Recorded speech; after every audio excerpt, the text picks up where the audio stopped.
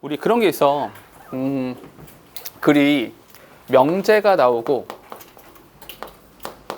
이 명제에 대해서 뒷받침하는 문장으로 예시라든지 일화 이렇게 나오는 게 거의 스탠다드한 이런 식으로 많이 나오죠.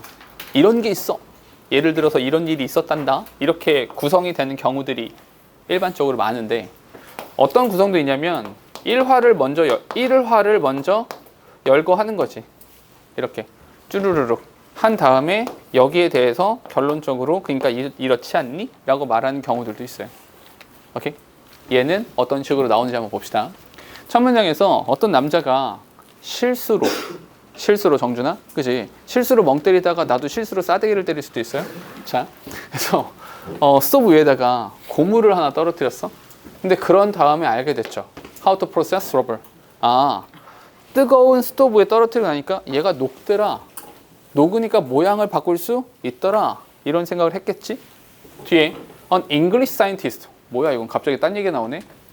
English scientist, 영국의 한 과학자가 observes an apple fall from the tree and suddenly understands what keeps the moon and the planet in their orbit. 이렇게요. 여기까지만 해볼게. 여기까지만. 첫 번째, 미국인. 웃기다 좀. 미국의 한 남자가 실수로 고무를 떨어뜨렸고, 이런 다음에 이 사람이 알게 된 것은 고무라고 하는 것을 가공하는 방법을 알게 됐죠. 괜찮죠? 네. 괜찮아요. 네. 여기서 영국의 과학자가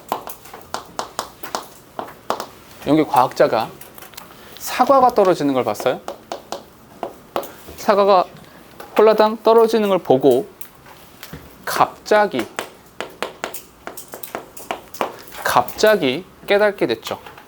아, 어떤 것에 대해서 이게 궤도, 오rbit, 이 궤도를 도는 거구나 라고 하는 것에 대한 깨달음을 얻게 됐어요. 오케이? 행성 궤도라고 할게.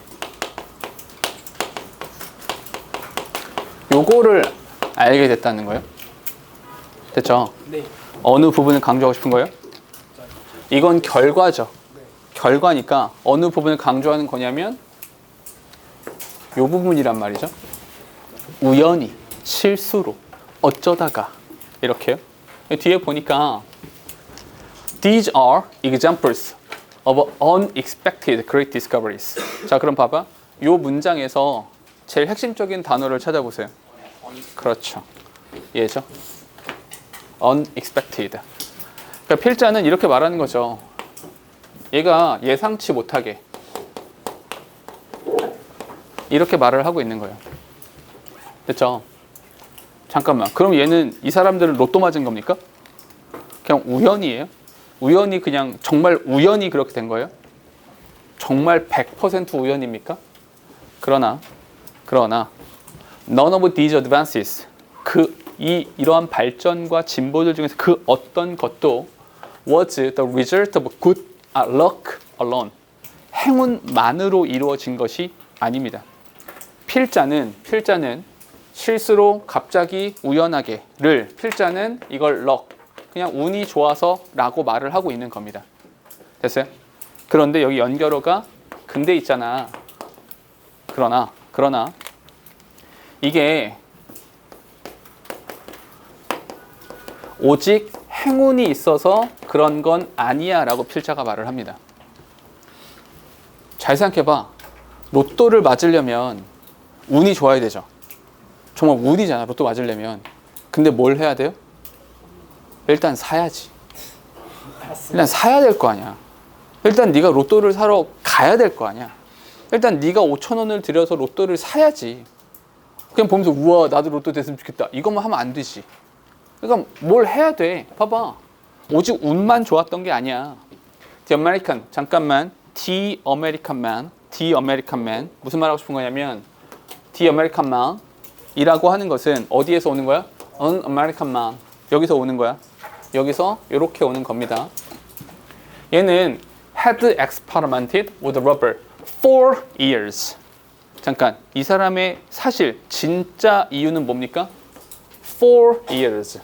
수년에 걸쳐서 연구를 했던 거예요. Before the accident helped him discover his finding. 그 사고가 그로 하여금 이러한 일들을 발견할 수 있도록 해주기 전에 수년 동안 노력했어요. 뒤에 The English Scientist, 마찬가지로 The English Scientist라고 하는 것은 An English Scientist, 요걸 이렇게 말하는 겁니다. 이 사람은 had been pondering the question of how the universe is held together long before the falling apple inspired him. 마찬가지로 long before, 한참 전부터 떨어지는 사과가 그에게 영감을 불어넣기 한참 전부터 연구를 했던 거예요. 한참 전부터. The key, 핵심입니다. 핵심은 the key is to keep working. 주황색입니다. keep working. keep working. 지속적으로 해야 된다는 거죠. 지속적으로. 그리고 take advantage of the unexpected occurrence. 그러니까 두 가지가 다 있어야 돼요. 예상치 못한 발생이라고 하는 것에 대한 이득도, 그런 좋은 점도 있어야 되죠. 헌데 keep working을 해야 된다는 겁니다. 됐어요? 오케이? 그러면 행운만 있는 건 아니다. 행운만 있는 것이 아니라 플러스 두 단어입니다. 4 years. 수년 동안 한 거고요. long before. 그 전에 오랫동안 이렇게 한 거죠. 이 말을 필자는 keep working 이라는 표현으로 써주고 있는 겁니다. 됐어요? 그럼 필자가 진짜로 하고 싶은 말은 어디겠어요? 지속적으로 노력해야 된다. 오케이? 뭔가를 계속 해와야, 지속적으로 해와야 운이 좋든지 말든지 할 거 아니에요. 됐습니까? 오케이? 요 글은 딱 여기까지. 됐죠? 괜찮죠? 그런데 한 가지만, 요런 얘기 하나만 할게요.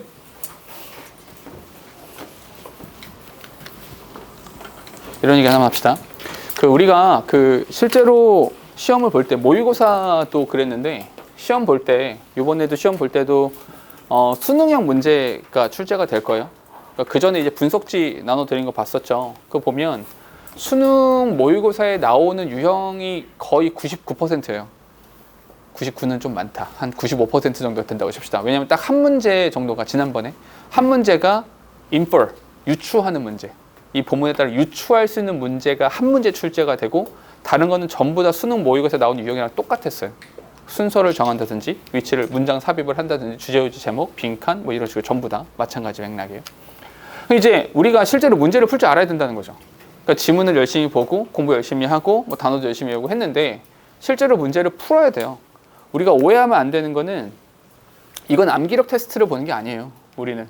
그러니까 내가 열심히 막 해가지고 그냥 그 기억나서 문제를 풀겠지, 오히려 그게 위험한 경우들도 있어요. 기억하고 있다는 게 약간 왜곡되어서 그래도 위험한 경우도 있어요. 왜냐하면 지문도 보다 보면 이거 저번에 봤던 지문이랑 되게 비슷한데? 이래요.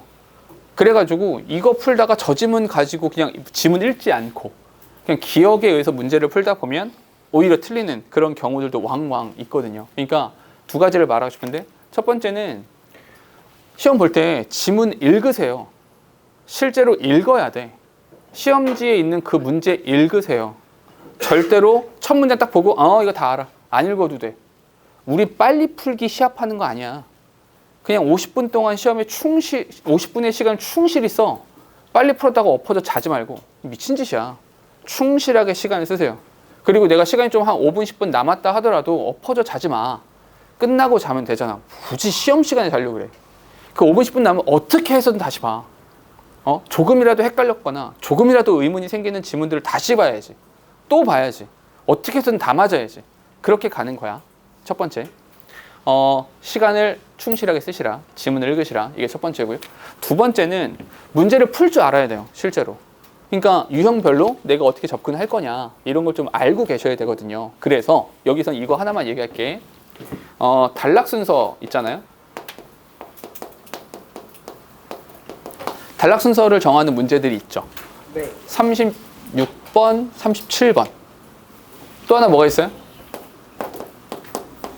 문단 삽입이 있죠. 38번, 39번. 오케이? 7페이지에 나오는 이 문제들, 6페이지부터 7페이지에 연결되는 그 네 문제 있잖아요. 이 네 문제가 생각보다 난이도가 높습니다. 빈칸 추론보다도 요번에도 사실은 이제 38번 설마 1번이겠어? 뭐 이런 생각 하잖아요. 그죠? 에이, 1번, 2번은 아닐 거야. 3번부터 읽어야지. 이런 바보 같은 생각. 그죠? 그럴 수 있는데. 그러니까 요 문제들이 난이도가 높아요. 그럼 어떻게 할 거냐? 이렇게 합시다. 얘들 문제를 풀 때는 해석 중요합니다. 해석해야 돼. 당연히 해석을 해야 되는데 뭐가 필요하냐? 얘네들은 철저하게 단서를 찾으세요. 철저하게 단서. 왜 얘가 얘보다 앞서 나오는지, 왜 얘가 얘보다 뒤에 나와야 되는지 정확한 이유를 찾으세요. 매우 정확하고 합리적으로 단서를 찾으세요.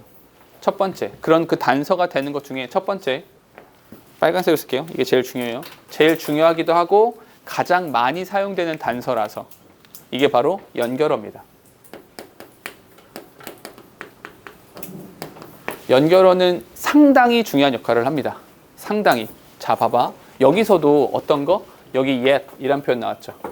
yet. 됐어요? 왜냐하면 이 앞쪽에 이 yet이라는 문장의 앞쪽에는 이러한 발견에 있어서 뭐가 중요한 거다?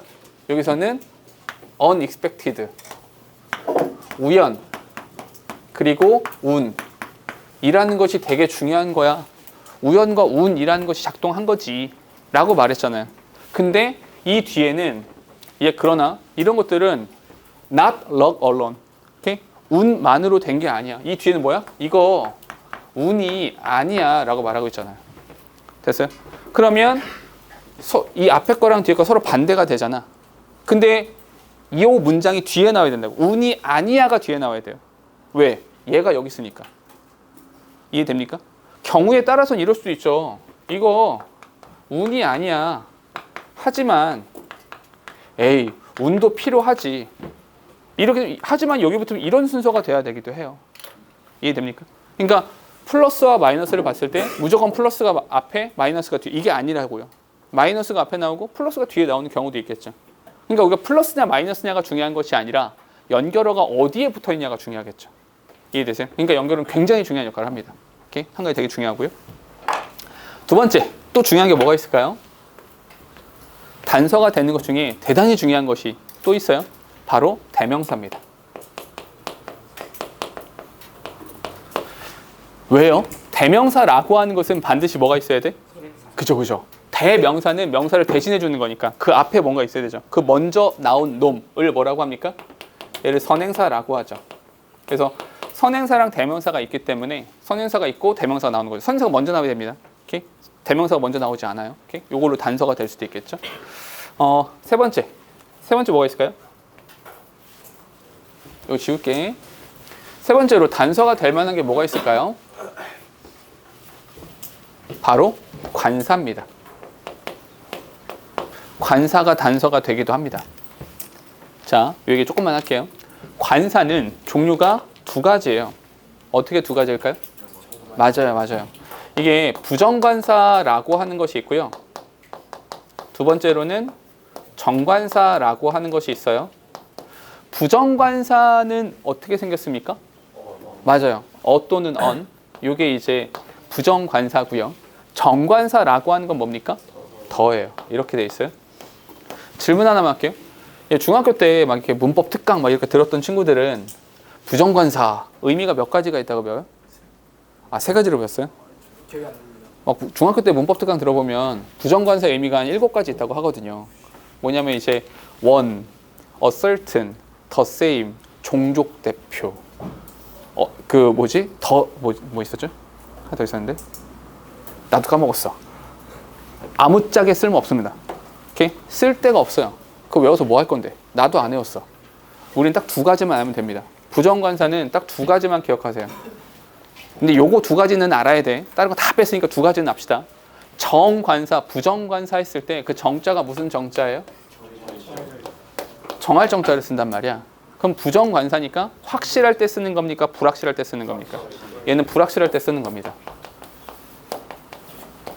불확실한 경우에 어나 언을 쓰는 거야. 또 하나, 어나 언이 의미가 더 있죠. 뭐요? 이건 중요합니다. 하나. 잠깐. 근데 하나라고 하는 것이 의미하는 바가 뭡니까? 무슨 뜻이에요? 성신 뭐? 단수. 단수가 무슨 뜻입니까? 하나란 뜻이고요. 하나가 무슨 뜻이에요? 단수란 뜻이죠. 단수는 하나란 뜻이고요. 우리 밤을 셀까요? 봐봐, 성신아.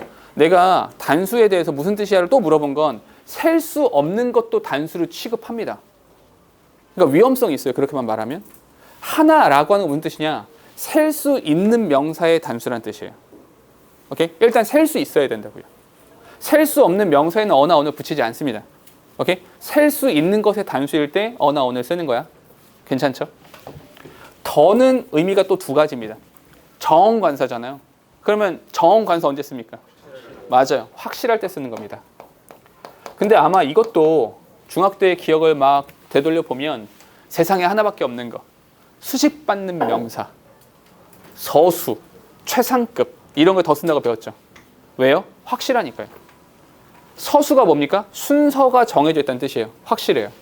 최상급, 가장 잘난 거니까 확실해요. 수식받는 명사, 수식받으니까 확실해요. 이해됩니까? 오케이? 그러니까 그리고 앞에 나왔던 명사 또 받을 때 확실해요. 이렇게 보는 거야. 그냥 확실하다 이렇게 보시면 됩니다. 됐죠? 그리고 정관사라고 하는 것은 더는 얘는 단수에도 쓸 수 있고 복수에도 쓸 수 있습니다. 얘는 둘 다 돼요. 요 정도 기억하시면 됩니다. 헌데 관사라고 하는 것은 단서가 될 수 있습니다. 근데 조심하셔야 될 건 있어요. 뭘 조심해야 되냐면 예를 들어서 이런 거 있잖아요. the sun. 그럼 이 the sun을 쓰기 위해서 앞에 sun이 나와야 되면 이건 아니지. 그지? 이건 그냥 세상에 하나밖에 없는 거니까. 이런 부분들 때문에 좀 조심스럽긴 합니다. 그래서 제한 조건을 걸게요. 제한 조건은 뭐냐면 관사에 대해서 부정관사랑 정관사가 있을 때 동일한 명사일 때만, 동일한 명사를 지칭할 때만 써먹으시면 돼요. 예를 들어서 여기에 an American man, the American man 이런 거. 오케이? 동일한 명사에 대해서 붙어 있을 때만 부정관사가 정관사보다 먼저 나와야 됩니다. 너무 당연하죠. 왜요? 불확실한 게 먼저 나오고 불확실한 걸 지칭했으니까 이젠 너도 알고 있고 나도 알고 있잖아. 그러니까 더를 쓰면 된다. 이렇게 가시는 거예요. 됐죠? 요거 써먹을 때가 있을 겁니다. 이런 거 기억하시고요. 하나 더 합시다. 네 번째 뭐 있어요? 관사가 단서가 될 수 있어요. 단서를 찾아야 돼. 네 번째 뭐가 있을까요? 네 번째는 요 대명사랑 관사를 합치면 됩니다. 대명사랑 관사랑 합쳐서 만들어지는 것이 바로 부정대명사예요. 부정대명사는 관사와 대명사를 합친 겁니다. 관사랑 대명사를 합쳤다는 게 무슨 말입니까? 라고 한다면 이렇게 한번 해보죠. 여기에 크기와 모양과 무게가 똑같은 구슬이 6개가 있어요. 이 6개 중에서 제일 첫 번째 얘 뭐라고 합니까? 얘는 확실합니까? 불확실합니까? 불확실하죠. 부정대명사를 써야겠죠. 얘가 원입니다. 이걸 원이라고 해요. 얘가 원이야. 그럼 얘는 뭐라고 합니까? 얘는 다른 아이죠. 다른 아이니까 other입니다. 근데 얘는 확실합니까? 불확실합니까? 남아있는 5개 중에서 하나를 꼽았기 때문에 불확실하죠. 근데 단수네요. 불확실한데 단수죠. 그래서 어가 되는 거예요. 근데 모음이죠. 모음이니까 그래서 another예요. 이게 another라는 표현이 만들어진 거야. 되셨죠? 다음 얘네들은 뭡니까? 다른 아이들이죠. 다른 아이들. 얘는 others입니다. 확실해요? 불확실해요? 불확실하죠. 더 쓰면 안 돼요. 어나 언을 쓰면 돼요? 안 돼요? 안 되죠. 복수니까. 그래서 그냥 others예요. 됐죠? 마지막에 나온 얘네들은 확실합니까? 불확실합니까? 이젠 확실하죠? 더해요. 복수네요. the others가 된다고요. 됐어요? 자, 조심해야 되는 건 이게 순서대로 나와야 돼요. 그럼 얘가 단락 순서를 정할 때 A, B, C에 산계되어 있다면 이게 산계되어 있으면 이 순서대로 구성되어야 된다는 뜻이죠. 예를 들어서 이렇게 있어요. 자, 글의 위치를 찾아봐 라고 했는데 여기 글에 another boy 이렇게 나왔단 말이에요. 또 다른 소년 이렇게 나왔어요. 1번 있고요, 2번 있고요, 3번 있고요, 쭈루룩 있어요. 이렇게 있는데 1번에 a boy, 한 소년이 이렇게 나왔어요. 한 소년이. 그런 다음에 he 이렇게 나왔어요. 그리고 4번, 5번 이렇게 있는데 여기는 정확히 모르겠어요. 근데 3번의 뒤쪽을 보니까 3번 뒤쪽에 보니까 the others 이렇게 나왔다고요. 됐어요? 그럼 요것만으로도 정답은 둘 중에 하나가 될 수 있겠죠. 이해됩니까? 왜냐하면 이 he가 얘일 수도 있잖아. 그지? 또 다른 단서가 있을 거예요. 됐습니까? 어쨌거나 중요한 건 1번은 안 될 거예요. 맞습니까? 그리고 4번과 5번도 안 될 거예요. 이해되세요? 요렇게 이용하시라고. 물론 정답을 고를 때 이것만으로 정답이 결정되는 경우는 많지 않아요. 실제로 그런 경우 많지 않아. 근데 정답을 줄여갈 수는 있잖아. 오답을 줄여갈 수는 있잖아요. 오케이? 그러니까 그렇게 이용하시라고. 이 단서들을 조합해서 정답을 찾으시라고. 해석에만 기대서 이렇게 해석되니까 대충 이런 말인 것 같아. 그런 식으로 절대 문제 푸는 거 아닙니다. 또 한 가지, 이 유형의 문제를 풀 때 우리가 조심해야 되는 것 중에 하나는 뭐냐면 이 글의 내용이 대충 기억나. 대충 기억나니까 기억에 의존해서 문제를 풀겠다? 위험해요. 오히려 위험합니다. 왜냐하면 잘 생각해봐. 내가 이런 얘기 자주 하는데 이 지문 있잖아요. 이 지문만 하더라도 이 지문 전체에 문장이 몇 개 정도 될 것 같아요? 많아봐야 10개 언더예요. 10문장 넘어가는 경우 많지 않습니다. 오케이? 그럼 잘 생각해봐. 너희한테 누군가가 말을 해. 근데 그 말이 한 7마디, 8마디로 말을 해. 그런데 이런 얘기했다가 저런 얘기했다가 딴소리 했다가 다시 돌아왔다가 이렇게 할 것 같습니까? 그 얘기 도저히 못 들어줘요. 그럼 그 7마디, 8마디는 전부 다 일목요연하게 한 가지 주제에 대해서 이야기를 할 거예요. 근데 이걸 기억해서 내용을 너희가 구성하겠다고요? 왜요? 그거 아니라니까. 오케이? 그러니까 단서를 찾으세요. 단서를. 이 유형들은. 아시겠죠? 오케이? 기왕 적었으니까 마지막으로 하나만 더 알려드리고 다음으로 갈게요. 자, 한번 해볼게. 얘 뭐라고요? 얘 뭐라고요? 방금 배웠죠? 얘 뭡니까? 기억나? 그렇죠. 봐봐. 얘 뭡니까? 얘는 방금 배운 대로 하자면 뭡니까? 여기서 D야 더 튀어나오면 절대 안 되는 거야. 남은 게 더가 돼. 무조건 안 돼. 방금 배운 대로 하자면 뭡니까? 방금 배운 대로 하자면 어나더지. 그지? 근데 이 어나더랑 이 어나더랑 구별이 돼요, 안 돼요? 안 되잖아. 그걸 구별하고 싶어서 무경 뭘 쓴다? 그래서 얘가 yet another 이라는 표현을 씁니다. 얘가 yet another예요. 됐어요? 그리고 방금 배운 거대로 얘는 뭐라고 합니까? 얘는 뭐라 그래요? 방금 배운 대로 하자면 others가 돼야겠죠? 그죠? 얘는 뭐라고 합니까? 얘도 방금 배운 대로 하자면 others죠. 근데 또 구별이 안 된다. 이거 구별하고 싶어. 지워. 그래서 뭘 쓴다? 그래서 still others라는 표현을 쓰는 겁니다. 그게 still others예요. 이 표현을 모르잖아? 너희가 still이란 단어를 어떻게 해석합니까? 여전히 고요한 이렇게 해석을 해요. 그러니까 still others는 others 뒤에 나왔던 표현인 거예요. 오케이? 또는 혹시 이것도 알아요? still이란 단어가 이렇게 사용하면 이거 무슨 뜻이에요? 컴마 찍었어요. 이거 무슨 뜻이에요? 단독으로 쓰인 still이에요. 무슨 뜻이야? 이거 그러나란 뜻이에요. 이게 예시랑 같은 뜻이 되거든요. 이렇게. 이해돼요? 근데 이걸 모르면 그러나 다른 사람들 이렇게 바보짓도 하게 된다고. 아니야. still others라는 표현이 있는 거야. others 뒤에 still others가 있는 거야. 됐죠? 그럼 마지막에 얘는 확실합니까? 불확실합니까? 이제는 확실하죠. 확실하니까 더라고 써야 되고 단수니까 the other 이란 표현이 만들어진다고. 됐어요? 이거 가지고 풀어야 돼. 기억에 의존하지 마세요. 물론 기억이 나면 난 완벽하게 기억났어. 그럼 좋지. 그럼 좋은데 거기에만 기대서 문제를 풀려고 하시면 안 돼요. 실제로 내가 문제를 푸시는 겁니다. 아시겠죠? 이렇게 접근해 달라.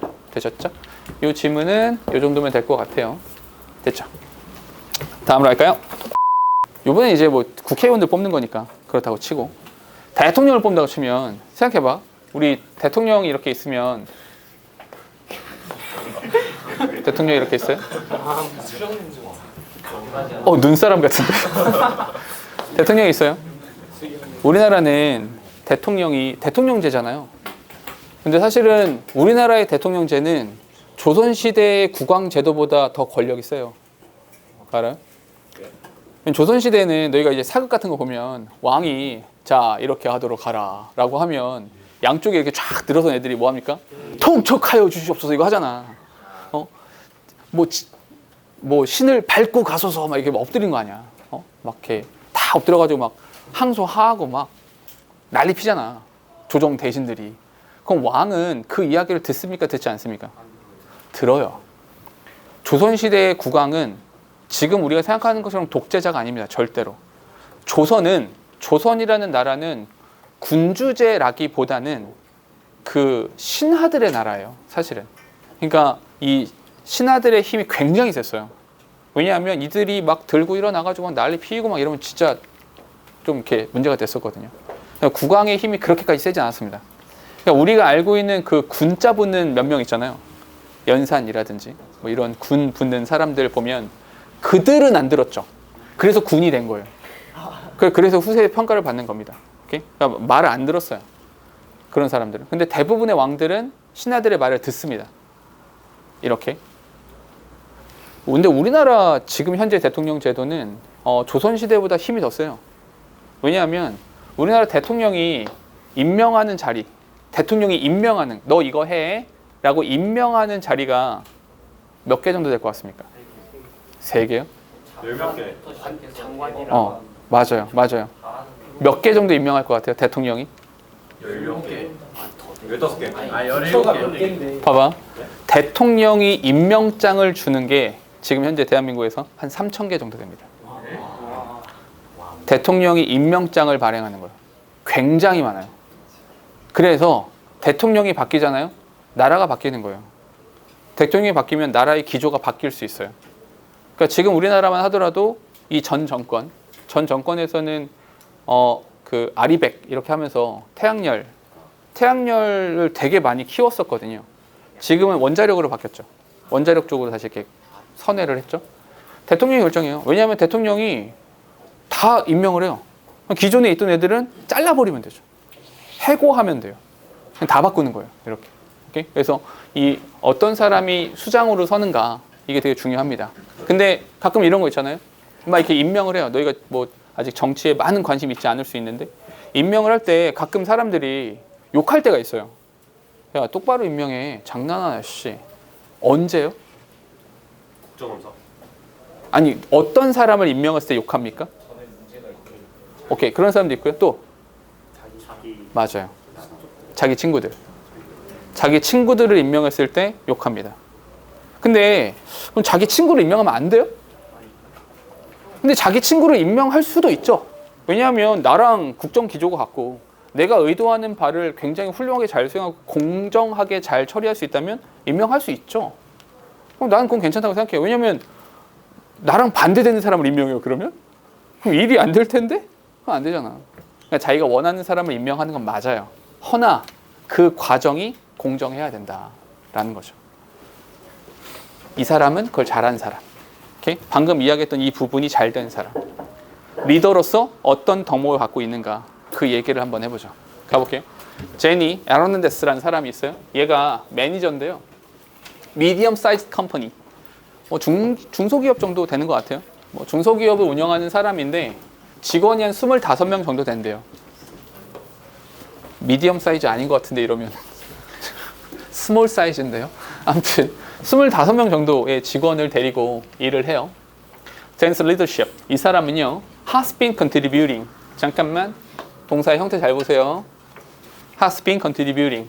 리더십이 기여한 겁니다. 능동이에요. 근데 봐봐. 우리 contribute라는 단어 외울 때 어떻게 외우라 그랬어요? 그냥 기여하다예요. 그렇지.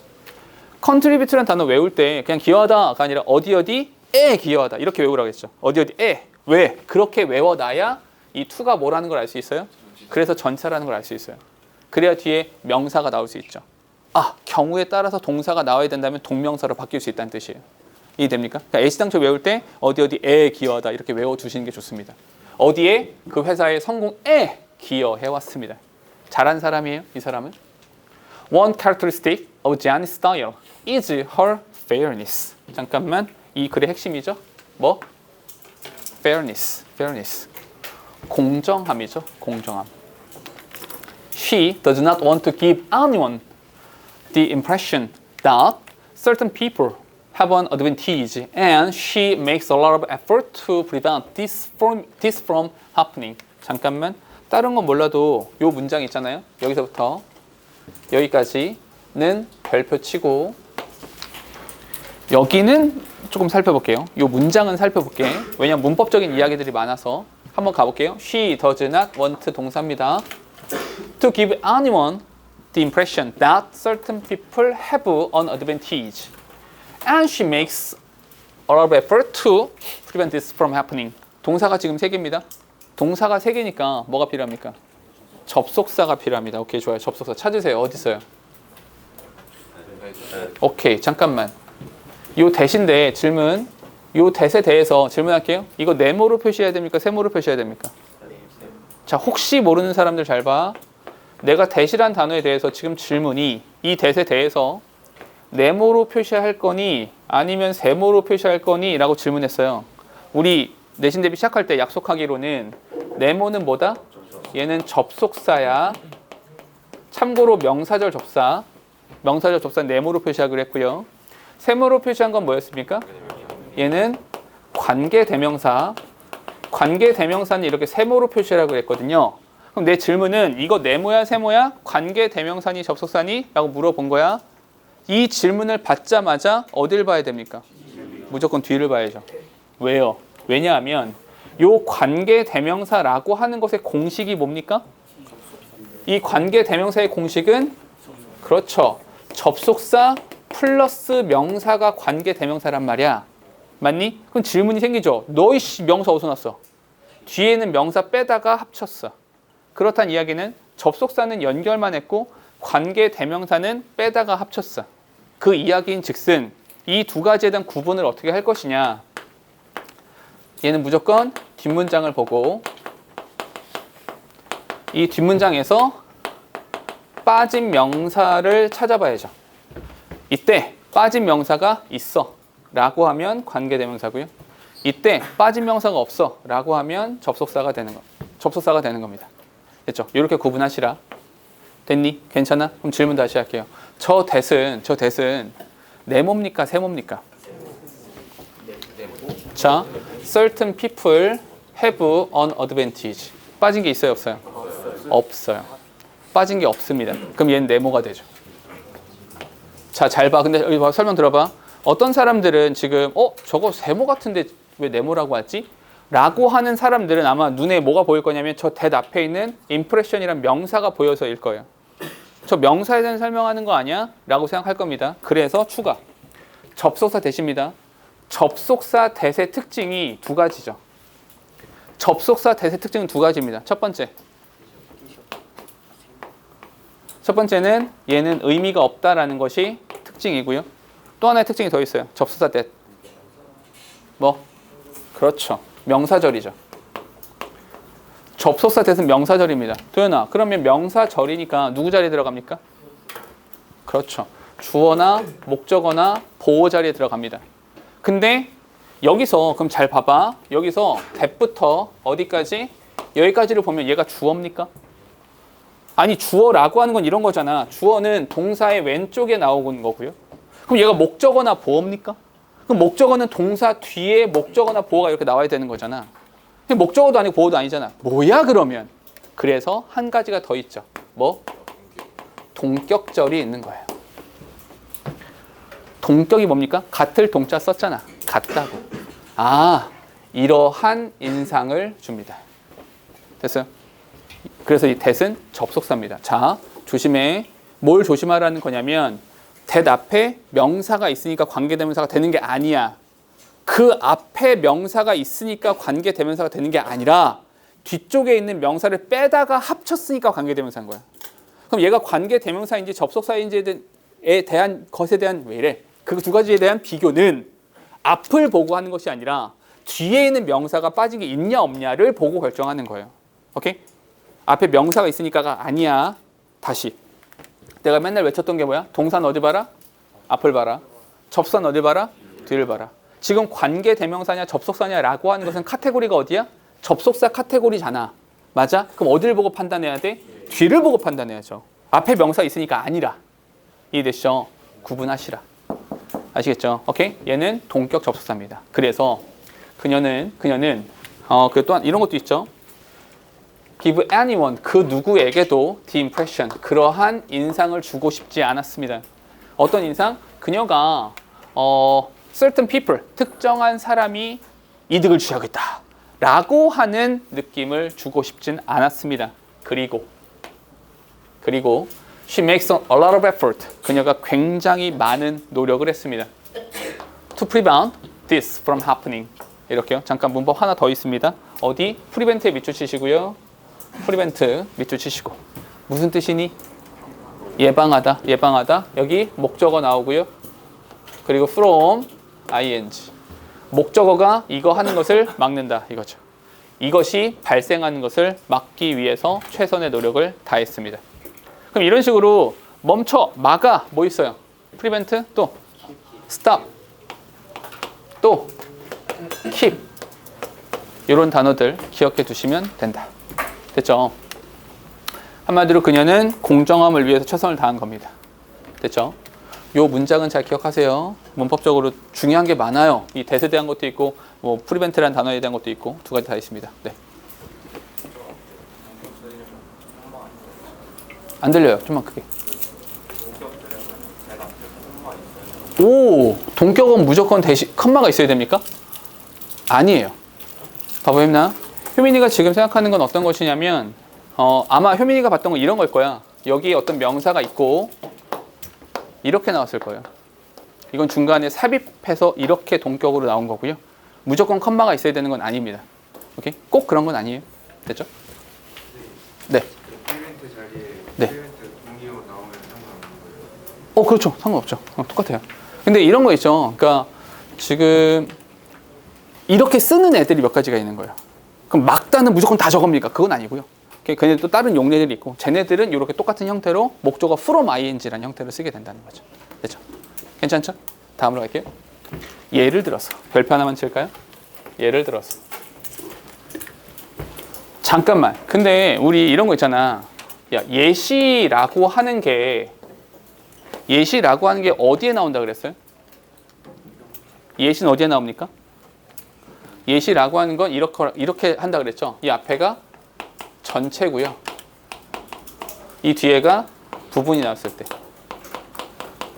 전체와 부분 사이의 관계가 예시가 되는 겁니다. 이렇게. 됐죠? 그럼 봐봐.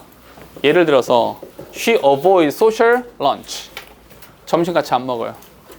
왜? She thinks they create the perception of favoritism. favoritism. 이즘이 붙으면 이제 뭐 사상 뭐 이런 거잖아. favorite 더 좋아하는 거잖아. 그 뭐야? 선호, 편애 이런 거죠. 쟤는 쟤랑만 밥 먹어. 한 번밖에 안 먹었는데. 뭐 이런 거죠. 원래 그래 보이는 거잖아. 원래. 그죠? 잠깐만. 그러면 그녀가 이런 일, 누군가가 이득을 보고 있다라고 하는 것에 대해서 피하자라고 하는 것은 전부 다 점심 같이 안 먹깁니까? 그럼 밥만 같이 안 먹으면 되는 거야? 이해되시죠? 무슨 말인지. 최선을 다했습니다. 이런 일이 발생하지 않기 위해서 최선을 다했습니다. 그 중에 하나가 밥 안 먹어. 밥 같이 안 먹어. 이게 되는 거죠. 됐어요? 그럼 이 앞에가 뭐가 돼? 이 앞에가 전체가 되는 거죠. 얘가 전체가 되는 것이고 이 뒤에 같이 밥 먹는 거 피합니다 라고 하는 게 뭐가 되는 거야? 얘가 부분이 되는 거라고요. 전체와 부분 사이의 관계이기 때문에 이게 예시다. 이렇게 되는 거죠. 됐어요? 뒤에 어이구 이거 하나 더 유사하게도 비슷하게도 우리 조금 전에 글의 순서, 위치 이런 거 이야기했었잖아요. 그럼 여기서도 이 similarly 라고 하는 단어는 누구랑 붙어야 돼요? 밥 같이 안 먹기.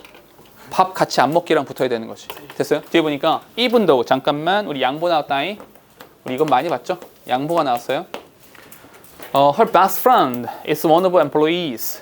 아유 제일 친한 친구 중에 하나가 직원이야. 우리 직원 중에 하나가 나랑 제일 친한 친구야. 근데 she is seldom seen talking with her. 그녀랑 대화 자체를 거의 하지 않습니다. 대화하는 것이 거의 보여지지 않습니다. And if she is, 만약에 그렇다고 치면 it is always about business matters. 항상 사업과 일과 관련되는 일에 대해서만 대화를 하지 사적 대화를 하지 않습니다.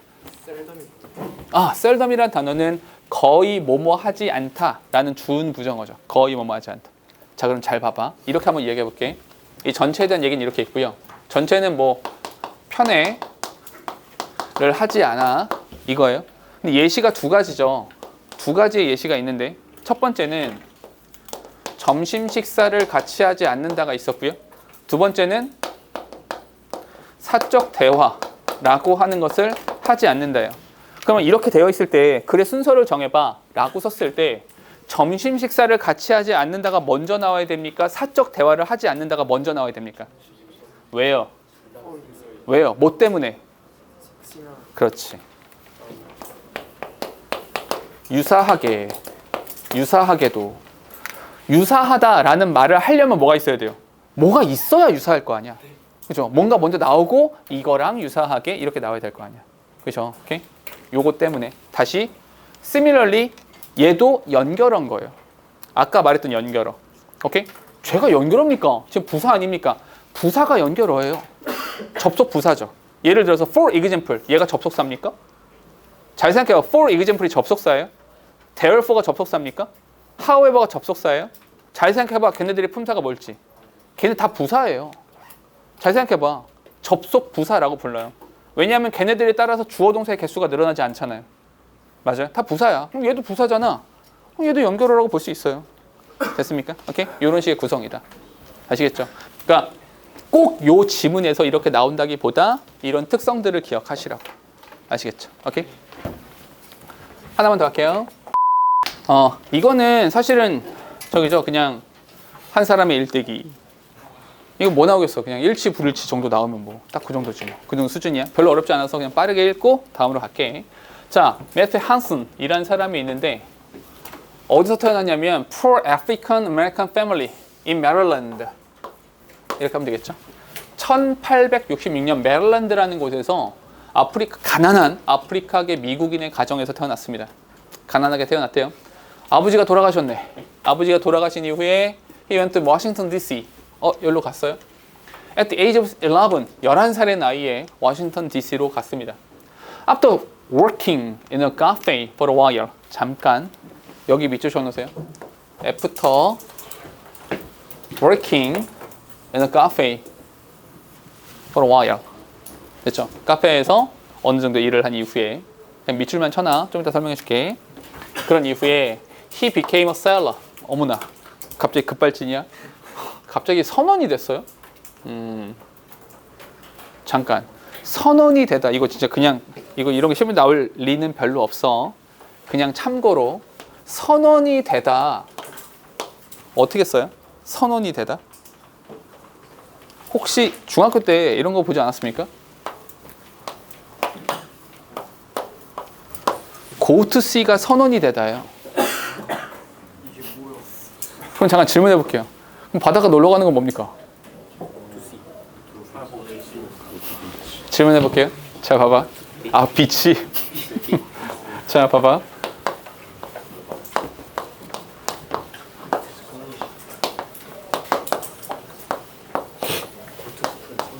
뭔 차이예요?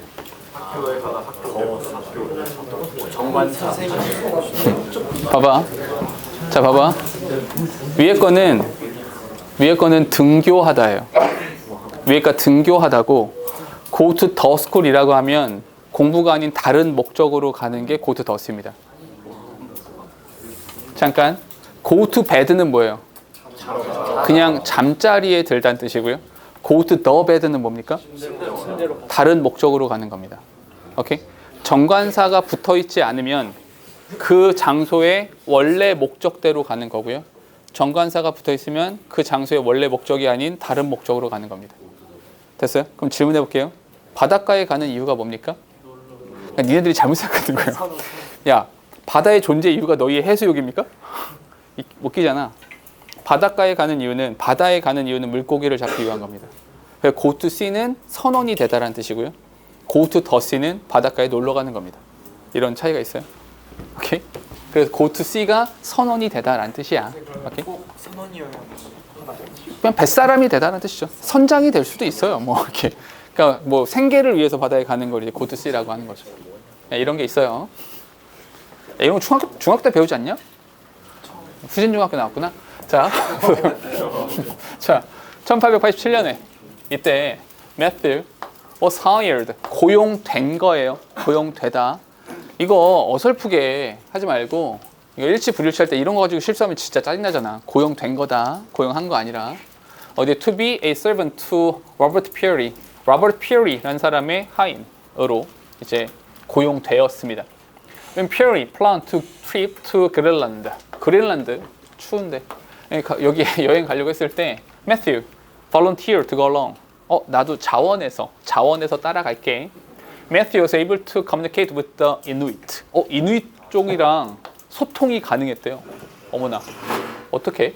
The native people of the north. 잠깐만.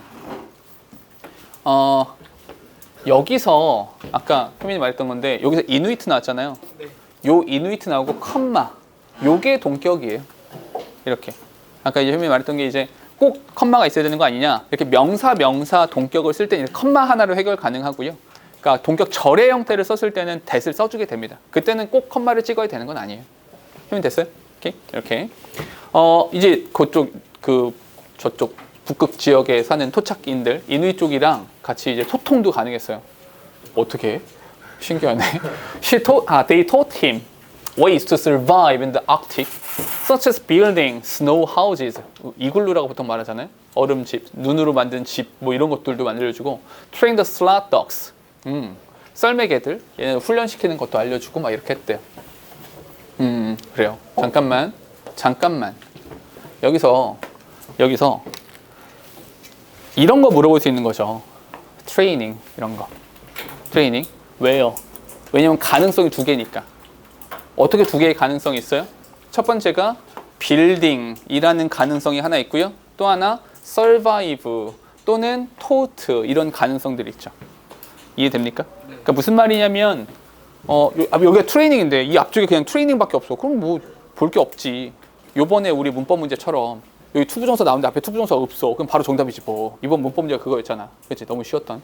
근데 여기는 가능성들이 있단 말이야. 예를 들어서 여기다가 train이라고 쓸 거냐 아니 trained라고 쓸 거냐 라고 하면 얘가 1번인가? 얘가 1번인가? 이렇게 헷갈린다고요. 이런 병렬 구조 어떻게 보려고 그랬어요? 바꿨을 때 말이 돼야 된다. 바꿔 끼웠을 때 해석이 돼야 된다. 이렇게 했었죠. 오케이? On their third attempt on April 6, 1909 1909년 4월 6일 어제네요. 이렇게 미안해. 세 번째 시도 만에 Matthew and Peary finally became the first man to reach the North Pole. 북극점에 다다른 첫 번째 사람들이 되었습니다. 1947년에 biography. biography가 뭐예요? 그래프가 뭐야? 그래프가 그림이죠. 바이오 생명이죠. 생명에 대한 그림을 그렸대요. 오케이? 일대기죠. 일대기. 오케이?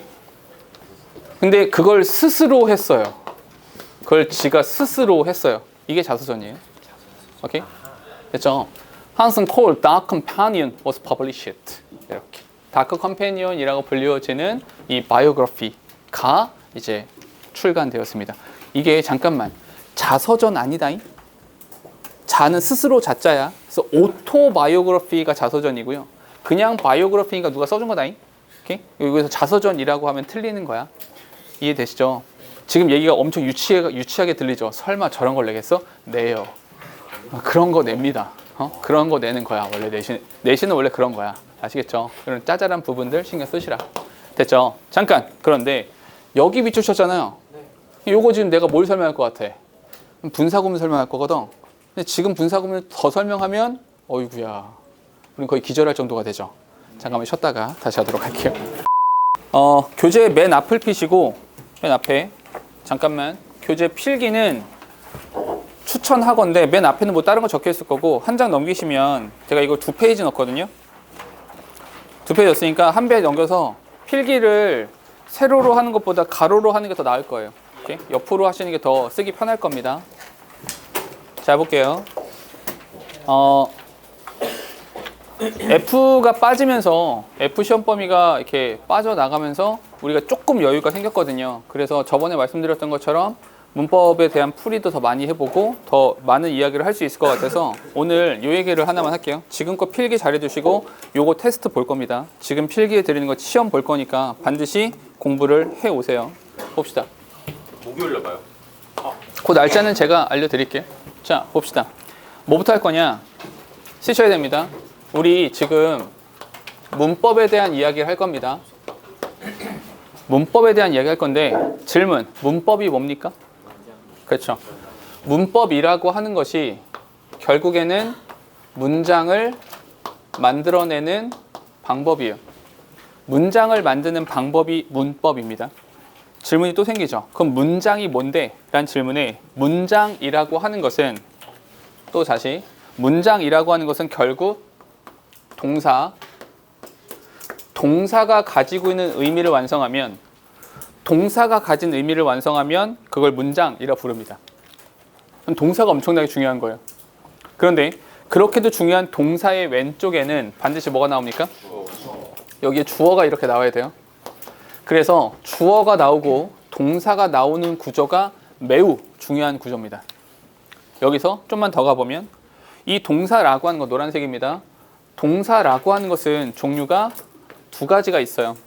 어떻게 두 가지입니까? 진짜 동사. 그건 역할에 따른 분류라서 동사 자체의 성질을 분류하자면 첫 번째가 비동사가 있고요. 두 번째가 일반 동사가 있어요. 그럼 질문이 생겨요. 비동사랑 일반 동사의 차이가 뭡니까? 라고 하는데 비동사라고 하는 것은 혼자서 할 수 있다. 일반 동사라고 하는 것은 혼자서 할 수 없다. 질문이 생기죠. 뭘 혼자서 하고 뭘 혼자서 못하냐? 라고 하면 얘네들은 문법적인 역할을 혼자서 수행하는가, 수행할 수 없는가 이걸 말하는 거야. 그 문법적인 역할이라고 하는 것은 의문문을 만들거나 부정문을 만들거나 실질적으로 우리가 보게 되는 건 도치라는 것을 할 때 이때 비동사는 혼자서 할 수 있습니다. 허나 일반 동사는 혼자서 해결을 못해요. 혼자서 해결 못하니까 도와달라고 해야 됩니다.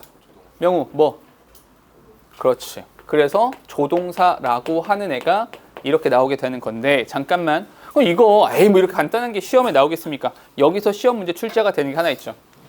여기서 출제되는 문제가 이런 거지. 야, 너 여기다가 비동사를 쓸 거니 조동사를 쓸 거니 이렇게 문제 출제가 될 수 있어요. 이렇게 보기 구성이 될 수 있어요. 차라리 이렇게 보기 구성이 되면 이거 비동사냐 일반 동사냐를 찾는 거구나가 되는데 그냥 밑줄 친 거에서 혹은 아무것도 없는 상태에서 원래 조동사가 사용되어야 되는 자리에 비동사를 써놓고 나서 이거 마저 틀려라고 물어보면 이게 되게 헷갈려요. 그러니까 잘 안 보여. 틀린 걸 찾기가. 오케이? 그거는 다음 시간에 또 이야기하도록 하고요. 일단 문제 푸는 방법부터 알려드릴게요. 비동사를 쓸 것이냐 조동사를 쓸 것이냐 라고 물어보면 문제 푸는 방법은 이렇게 하시면 됩니다. 너 누구를 대신하고 있니? 이렇게요. 너 비동사를 대신하고 있어? 비동사 그냥 쓰시면 돼요. 일반 동사를 대신하고 있어? 조동사 쓰시면 되는 겁니다. 됐죠? 다시. 동사의 종류가 두 가지가 있습니다. 어떻게 두 가지예요? 맞아요. 완전 동사라고 하는 것이 있고요. 또 하나가 불완전 동사라고 하는 것이 있습니다. 그럼 완전 동사와 불완전 동사의 차이가 뭡니까? 라는 질문에 불완전하면 그 불완전한 걸 완전하게 만들기 위해서 뭐가 필요합니까? 보충 설명이 필요하죠. 그 보충 설명이라는 걸 하기 위해서 보어라고 하는 것이 나옵니다. 질문 다시 하죠. 보어라고 하는 것은 보어는 하는 일이 뭐라고요? 보충 설명하죠. 누구에 대한 보충 설명을 합니까? 주어에 대해서. 또 하나 목적어에 대해서. 주어 자리에 들어가는 품사가 뭡니까? 명사죠. 목적어 자리에 뭐가 들어갑니까? 그럼 보어라고 하는 것은 결론적으로 보어는 결론적으로 명사에 대한 보충 설명하는 거네요. 그러니 보어 자리에 들어갈 수 있는 품사는 두 가지죠. 어떻게? 명사 그리고 형사. 보어 자리에 명사 들어갈 수 있습니다. 왜냐하면 은혁 이게 뭐예요? 이것이란 명사를 분필이란 명사로 설명했죠. 맞아요. 그러니까 보어 자리에 명사 들어갈 수 있는 겁니다. 됐죠? 그래서 이 자리에 보어 자리에 들어가는 것은 명사가 들어갈 수 있고요. 형용사가 들어갈 수 있다. 자, 여기서 뭐는 안 된다. 그렇지. 형용사는 되지만 보어 자리에 부사를 쓸 수는 없다까지 같이 기억하시면 되고요.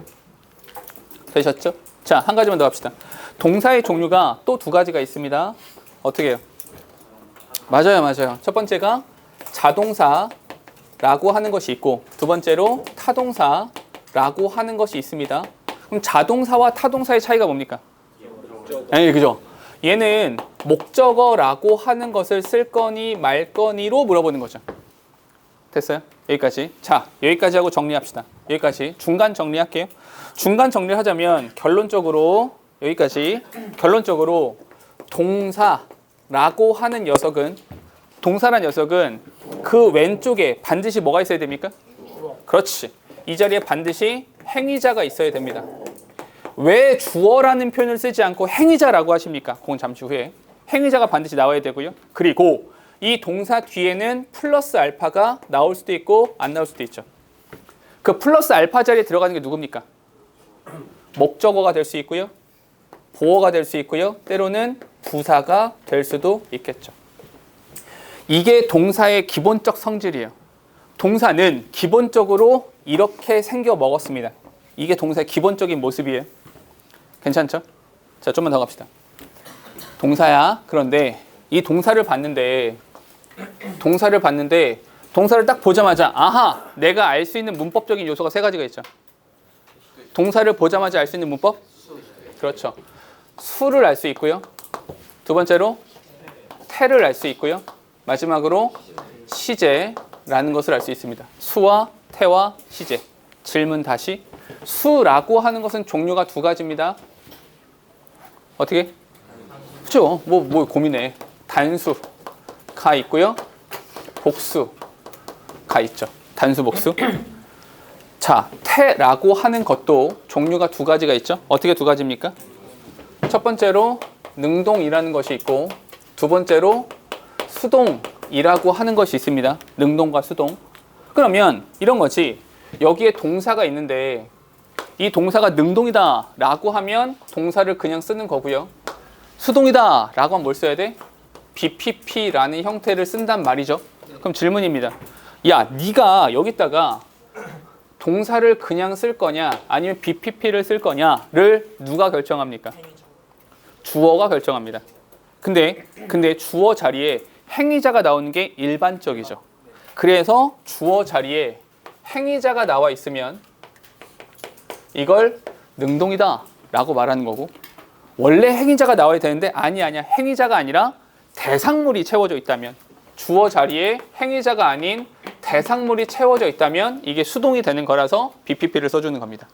그러니까 원래 디폴트 값은 행위자가 나오고 그냥 동사를 쓰는 건데 대상물이 나와 있다면 이상한데 동사의 모양을 바꾸자. 동사의 형태를 바꾸자. 그게 BPP가 되는 겁니다. 괜찮죠? 조금만 더 할게요. 그럼 행위자가 나온다, 능동이다 라고 하는 것은 해석을 했을 때 그렇죠?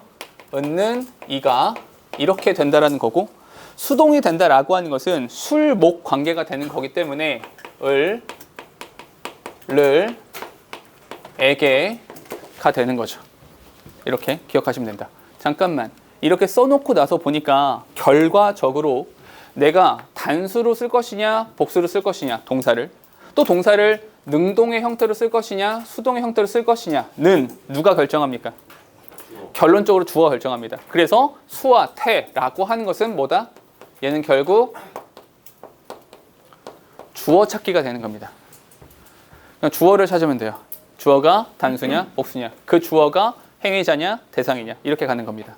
되셨죠? 네. 근데 이 중에서 사실은 수태 시제 중에서 누가 제일 중요하다? 사실은 시제가 제일 중요해요. 그래서 얘가 제일 중요한 거야. 그래서 시제를 가지고 있는 동사가 있고요. 때로는 이 시제를 가지고 있지 않은 동사가 있습니다. 그래서 시제를 가지고 있는 동사를 우리는 진짜 동사라고 우리 수업 시간에 불렀고요. 수업 시간에 난 진짜 동사라는 표현을 썼고요. 시제를 가지고 있지 않다. 이게 뭡니까? 얘가 가짜 동사다. 그러니까 진짜 동사냐 가짜 동사냐 이런 표현을 쓴 것은 시제를 가지고 있냐 가지고 있지 않냐 이걸로 구분한 겁니다. 괜찮죠? 그런데 가짜 동사라고 하는 건 우리 수업 시간에 우리가 쓴 거고 원래 공식적인 용어는 준동사라고 불러줍니다. 준동사. 이렇게요. 참고로 시제는 시험 문제로 잘 출제가 되진 않습니다. 그러니까 뭐 점선 이런 구분이 있긴 한데 자주 나오는 건 아니라서 이건 그냥 빠르게 넘어가도록 할게요. 자, 준동사라고 할게요. 준동사. 준동사는 일단 정의를 내립시다. 준동사가 뭐예요? 동사에 준하죠. 동사에 준한다는 게 무슨 뜻이냐면 원재료는 동사다. 그치 성준아? 동사를 가지고 만드는 거죠. 그죠? 동사를 가지고 만들어야 되는데 동사에 준하기 때문에 동사로서의 역할은 못하죠. 그래서 준동사에 대한 정의를 이렇게 내립니다. 얘는 동사의 성질은 그대로 가지고 있습니다. 동사의 성질은 가지고 있는 상태에서 얘는 동사로서의 역할을 할 수 없는 겁니다. 동사의 성질은 가지고 있으나 동사의 역할을 못한다. 잠깐 질문이 생깁니다. 두 가지의 질문이 생기는데 첫 번째, 동사의 성질이라는 게 도대체 뭡니까? 라는 질문이 생기는데 그 질문에 대한 대답은 이렇게 할 수 있죠. 이게 동사라며. 이 동사가 기본적으로 이렇게 생겼다며. 원재료가 이거라며. 그래서 기본적인 생김새는 이거야. 이 상태에서 질문이 또 하나 생겨요. 어떤 거냐면 동사의 역할을 하지 못한다 이거야. 그럼 잠깐만 잘 생각해봐. 이 교실에서 나의 역할이 뭡니까? 가르치고 수업하는 거죠. 근데 만약에 내가 가르치고 수업을 못해. 어느 날 내가 감기에 심하게 걸려서 목소리가 나오지 않아. 내가 수업을 못해. 그럼 나의 존재 이유는 있어요 없어요? 없잖아. 가르치지 못하는데 못 들어 있어. 이잖아요. 내가 실력도 안 돼. 못 가르쳐. 그럼 난 꺼져야지. 그래요? 자, 이런 거잖아. 근데 봐봐. 원래 역할이 없으면 없어져야죠. 역할도 없는데 못 들어 있어. 근데 잠깐만 논리적으로 생각해 봅시다. 역할을 못해. 동사의 역할을 못하면 없어져야 되는데 동사의 역할도 못하는 놈이 준동사라는 이름으로 나와 있어. 무슨 뜻입니까? 얘가 동사의 역할이 아니라 다른 역할을 하는구나. 그러니까 준동사라고 하는 것은 동사가 동사의 역할을 하는 것이 아니라 다른 역할을 한다. 이렇게 보는 거죠. 그러면 이 준동사라고 하는 것은 결국 이 동사라고 하는 것이 동사가 동사의 역할을 하는 것이 아니라 이 동사라고 하는 것을 명사 자리에 이 동사를 형용사 자리에 그리고 이 동사를 부사 자리에 쓰겠다 이 뜻인 거죠. 그러면 내가 오케이 알았다. 근데 동사를 명사로 쓸지 형용사로 쓸지 부사로 쓸지를 정하지 않고 쓰는 게 있다. 그게보다 그게 부정사다. 그러니까 부정이라는 말 자체가 아니야가 아니라 부정 정해놓지 않았다. 그러니까 내가 명사인지 형용사인지 부사를 정하지 않았다가 부정사입니다.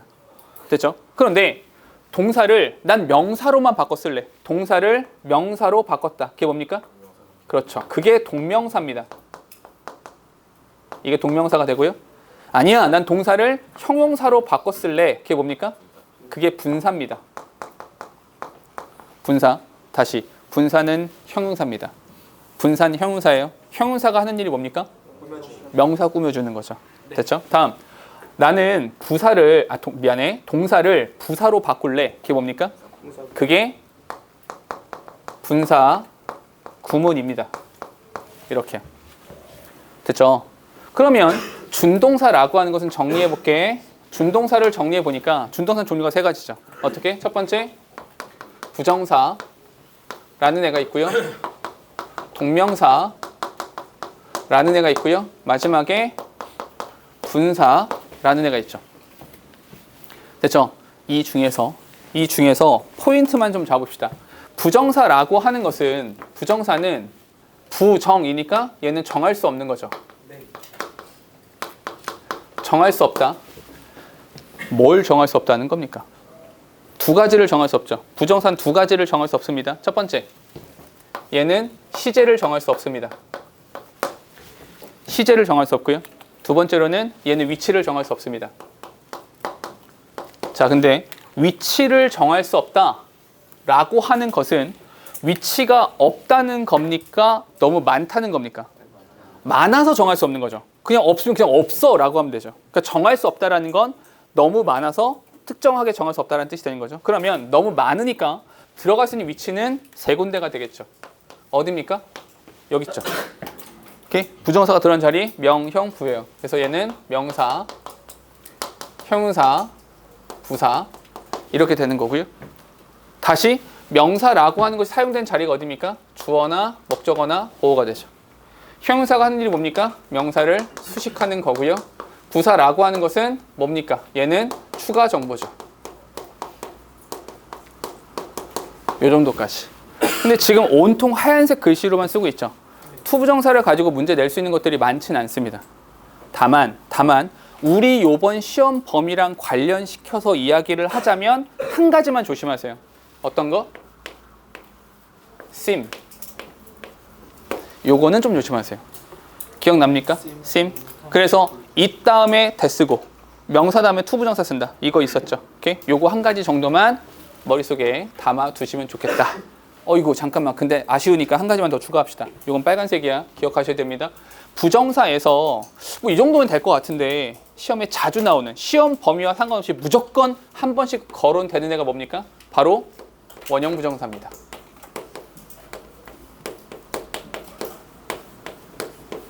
원형 부정사.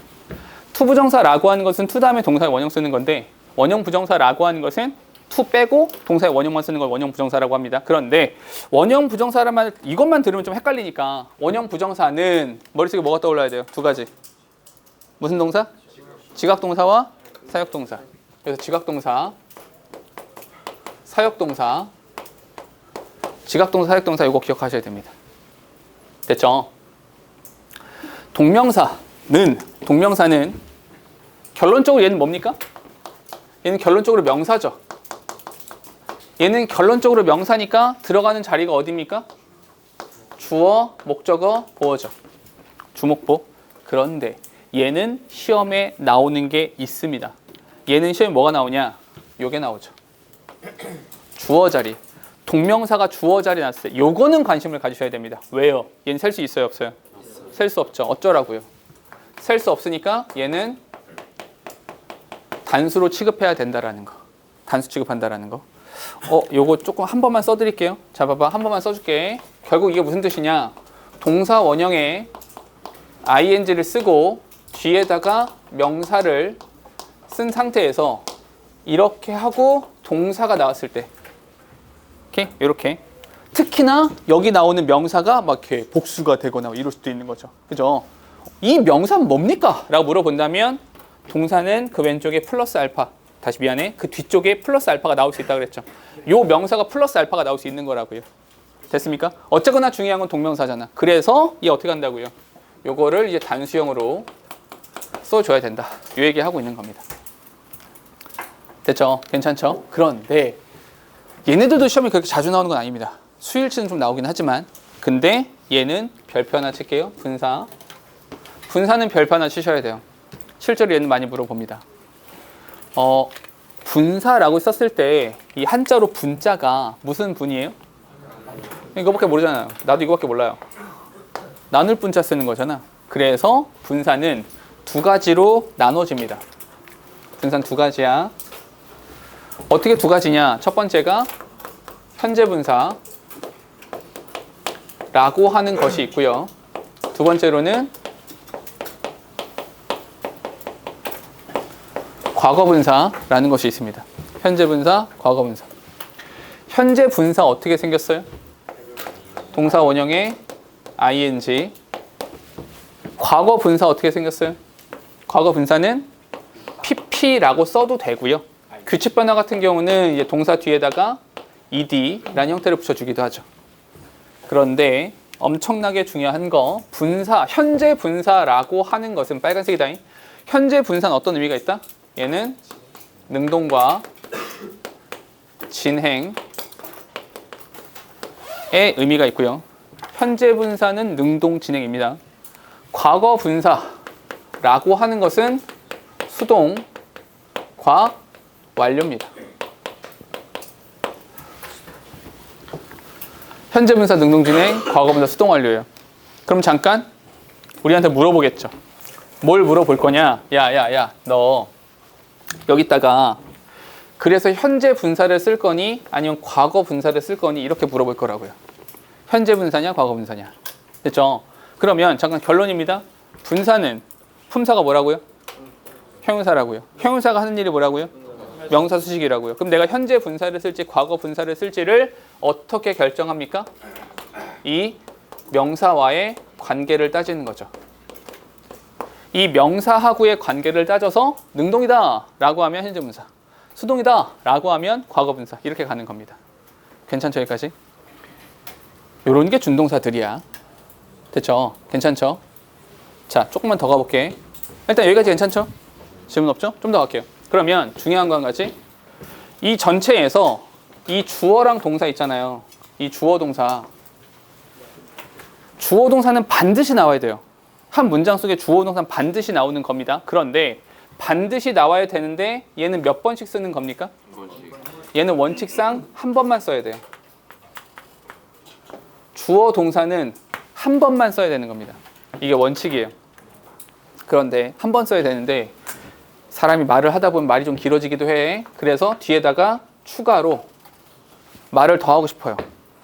추가로 뭔가 더 말하고 싶은 게 있어. 그러면 그냥 다짜고짜 말하면 안 되고 연결해 주는 말이 필요하죠. 이 플러스의 역할을 해줄 애가 필요하죠. 그 애가 누굽니까? 얘가 연결어입니다. 얘가 연결어가 되고요. 연결어의 종류가 두 가지인 겁니다. 어떻게 두 가지예요? 첫 번째가 맞아요. 첫 번째가 전치사고 또 하나 두 번째가 접속사입니다. 전치사와 접속사가 있는 겁니다. 질문 다시. 그러면 전치사와 접속사의 차이가 뭡니까? 그렇죠. 전치사는 그 뒤에다가 요 뒤에다가 전치사는 명사만 쓰면 됩니다. 한마디로 주어 동사가 없어요. 여기는 주어랑 동사를 갖지 않습니다. 우린 이걸 뭐라고 합니까? 이걸 구라고 불러요. 됐죠? 근데 접속사라고 하는 것은 그 뒤에 뭘 써야 됩니까? 주어랑 동사를 써야 되는 거죠. 그래서 우린 이것을 절이라고 부릅니다. 됐어요? 이렇게 불러요. 잠깐 여기서 어마무시하게 중요한 게 한 가지 있어요. 여기서 중요한 게 누구라고요? 동사라고요. 동사가 중요하다고요. 동사가 중요한 거예요. 동사가. 맞아? 근데 동사가 엄청나게 중요한데 그 동사를 한 번 더 썼어요. 동사가 중요한데 또 썼다고요. 누구 덕분에? 접속사 덕분에 한 번 더 쓴 겁니다. 그 이야기인 즉슨 동사가 중요한 것만큼이나 누가 또 중요하다? 이 접속사라고 하는 것이 대단히 중요하다가 되는 거예요. 왜? 그 중요한 동사를 한 번 더 쓰게 해줬으니까. 그럼 다시 내가 이 뒤에다 또 주어 동사를 쓰고 싶어요. 뭐가 필요합니까? 접속사. 그럼 반대로 접속사를 또 썼어요. 그럼 뭐 하라는 겁니까? 주어 동사를 또 쓰라는 거예요. 이해됩니까? 이게 무한대로 반복될 수 있겠죠? 그래서 그냥 무한대로 반복하지 말고 공식을 하나만 만들자. 그 공식이 뭡니까? 영어의 한 문장 속에 주어랑 동사의 개수는 한 문장 안에서 주어 동사의 개수라고 하는 것은 결론적으로 접속사의 개수 플러스 1입니다. 이렇게요. 주어 동사의 개수는 접속사의 개수 플러스 1. 너희가 앞으로 만나는 모든 문장들에 대해서 이 공식을 맞춰주셔야 됩니다. 그치 성현아? 이걸 맞추셔야 돼요. 됐죠? 반드시 얘를 맞춰주셔야 됩니다. 됐죠? 오케이? 그런데 너희는 그냥 거기다 그냥 필기하세요. 좁아가지고 옆에다 쓸게. 그럼 이 부분에서 여기 전치사를 쓸 거니 접속사를 쓸 거니 이 부분에서 시험 문제가 나오는 게 있어요. 이건 그냥 암기하시면 돼요. 이건 이해의 영역이 아니야. 그냥 암기야. 오케이? 옆에다 쓸게요. 봐봐. 옆에다 쓸게. 그러면 전치사냐 접속사냐 옆에다 쓰지 말고 너희 거엔 그냥 쓰세요. 여기다 밑에 쓰시면 됩니다. 오케이? 자, 전치사냐 접속사냐 라고 하는 부분에서 이건 그냥 암기야. 의미는 같지만 의미는 동일하지만 하나는 전치사, 하나는 접속사인 애들이 있죠. 가장 대표적인 것이 그렇죠. because of가 있고요. 접속사로는 because가 있습니다. 그러니까 네가 여기다가 because of라는 형태를 쓸 거냐 아니면 because를 쓸 거냐 이렇게 나올 수가 있는 거예요. 또 뭐가 있죠? 요 단어 알아요? during. during에 해당하는 접속사가 뭡니까? 이렇게 while이에요. while 이렇게 있고요. 또 하나 despite라고 하는 단어가 있죠. despite에 해당하는 접속사가 뭡니까? 그게 do입니다. 그런데 despite 같은 경우는 동의어가 존재합니다. 맞아요. in spite of가 있습니다. in spite of. 그러면 though도 동의어가 있겠네요. 얘는 뭡니까? 얘가 although가 됩니다. 이렇게요. 마지막으로 한 가지가 더 있어요. 어떤 거? of가 있고요. of에 해당하는 접속사가 있죠. 그게 뭡니까? 그게 대시예요. 왜요? 라고 한다면 of는 의미가 없어요. 우리가 알고 있는 접속사들 중에서 아까 배웠죠. 의미 없는 접속사가 있습니다. 그게 누구예요? 그게 대시죠. 그냥 of랑 대시랑 이렇게 붙는 겁니다. 됐어요? 오케이. 요거는 요대로 암기했다가 주어 동사의 개수만 잘 세보시면 정답 쓸 수 있습니다. 그냥 그대로 외우면 돼요. 이거는. 됐죠? 자, 그런데 이쪽으로 옵시다. 다시 얘는 이제 그런 차이만 보시면 되고 좀 더 나가 봅시다. 접속사가 엄청나게 중요하다고 하니까 이 접속사라고 하는 것은 종류가 두 가지가 있습니다. 어떻게 두 가지예요? 맞아요. 접속사는 첫 번째 등위 접속사라는 것이 있고요. 두 번째로는 종속 접속사라고 하는 것이 있습니다. 등위 접속사는 and나 or이나 but을 말하는 것이고, 잠깐, 등위 접속사는 and, or, but을 말하는 겁니다. 그런데 요 등위 접속사를 가지고 시험 문제를 하나 출제할 수 있어요. 얘를 가지고 시험 문제 출제합니다. 뭐가 나오나요? 우리 아까 했었죠. 뭐가 나온다? 병렬 구조 나오죠. 병렬 구조요. 됐죠? 종속 접속사는 종류가 세 가지가 있습니다. 어떻게 세 가지야? 명사절 접속사가 있고, 형용사절 접속사가 있고, 그리고 부사절 접속사가 있습니다. 됐죠? 그런데 이 중에서 명사절 접속사는 외우라 그랬어요. 이건 암기를 해야 됩니다. 왜 그런지는 다음 시간에 말해줄게요. 일단 적어 놓읍시다. 명사절 접속사 뭐 있습니까? that, 그리고 what, 그리고 그렇지 if나 whether, 그리고 의문사 한 가지가 더 있죠? 맞아요. 복합 관계대명사 이렇게 있습니다. 됐죠? 질문 다시. 형용사절이 뭡니까? 형용사절이 바로 관계사입니다. 관계사는 종류가 두 가지입니다. 어떻게 두 가지야? 맞아요. 첫 번째가 관계 대명사가 있고요. 두 번째로는 관계 부사라는 것이 있습니다. 정준아, 요거 필기 안 된 거 획수 하나대로 때릴 거야? 아니 그러니까 획수 하나대로 한대야.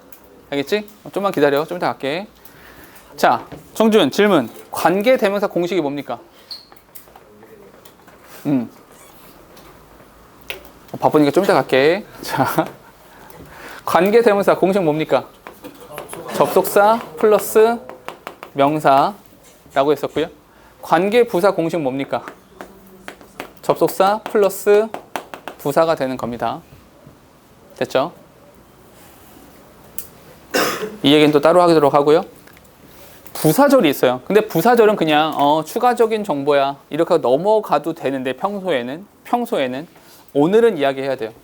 부사절은 의미에 따라서 5가지가 있습니다. 어떻게 5가지냐? 첫 번째, 시간, 이유, 조건, 양보, 그리고 목적, 결과. 이렇게 있습니다. 됐을까요? 예. 이거 외우세요. 요거 그대로 외우세요. 알겠죠? 왜 외우라고 하는지는 나중에 알려줄게. 자, 근데 오늘 이걸 갑자기 왜 했냐? 자, 봐봐. 잘 들어보세요. 이런 거야. 옆에다 써볼게. 옆에다 한번 써볼게요. 잘 봐봐. 내가 여기에 주어랑 동사를 썼어요. 주어 동사를 썼어. 주어는 썼습니다. 근데 주어 동사를 썼는데 내가 하고 싶은 말이 더 있어요. 내가 뭔가 말을 더 하고 싶어요. 추가적으로 의미를 전달하고 싶어요. 뭘 쓰겠다는 겁니까? 다시 내가 주어 동사를 썼어요.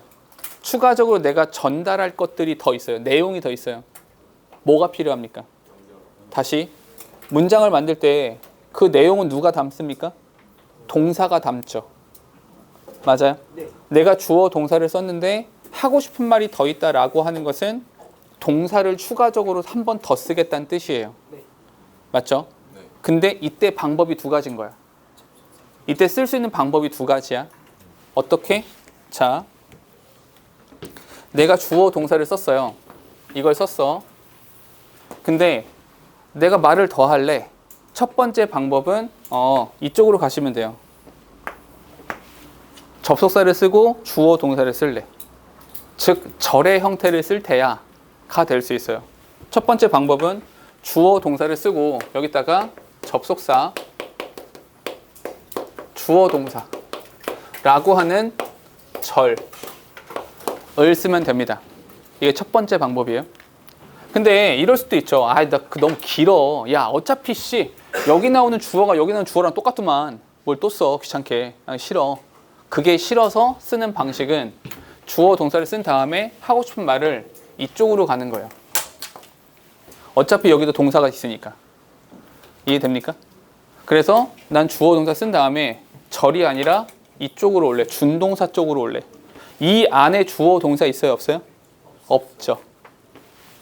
그러니 두 번째 방법은 주어 동사를 쓰고 여기다가 준동사를 쓰겠다는 거예요. 준동사는 뭡니까? 결국 구가 되는 거죠. 잠깐. 그런데 잘 들어봐.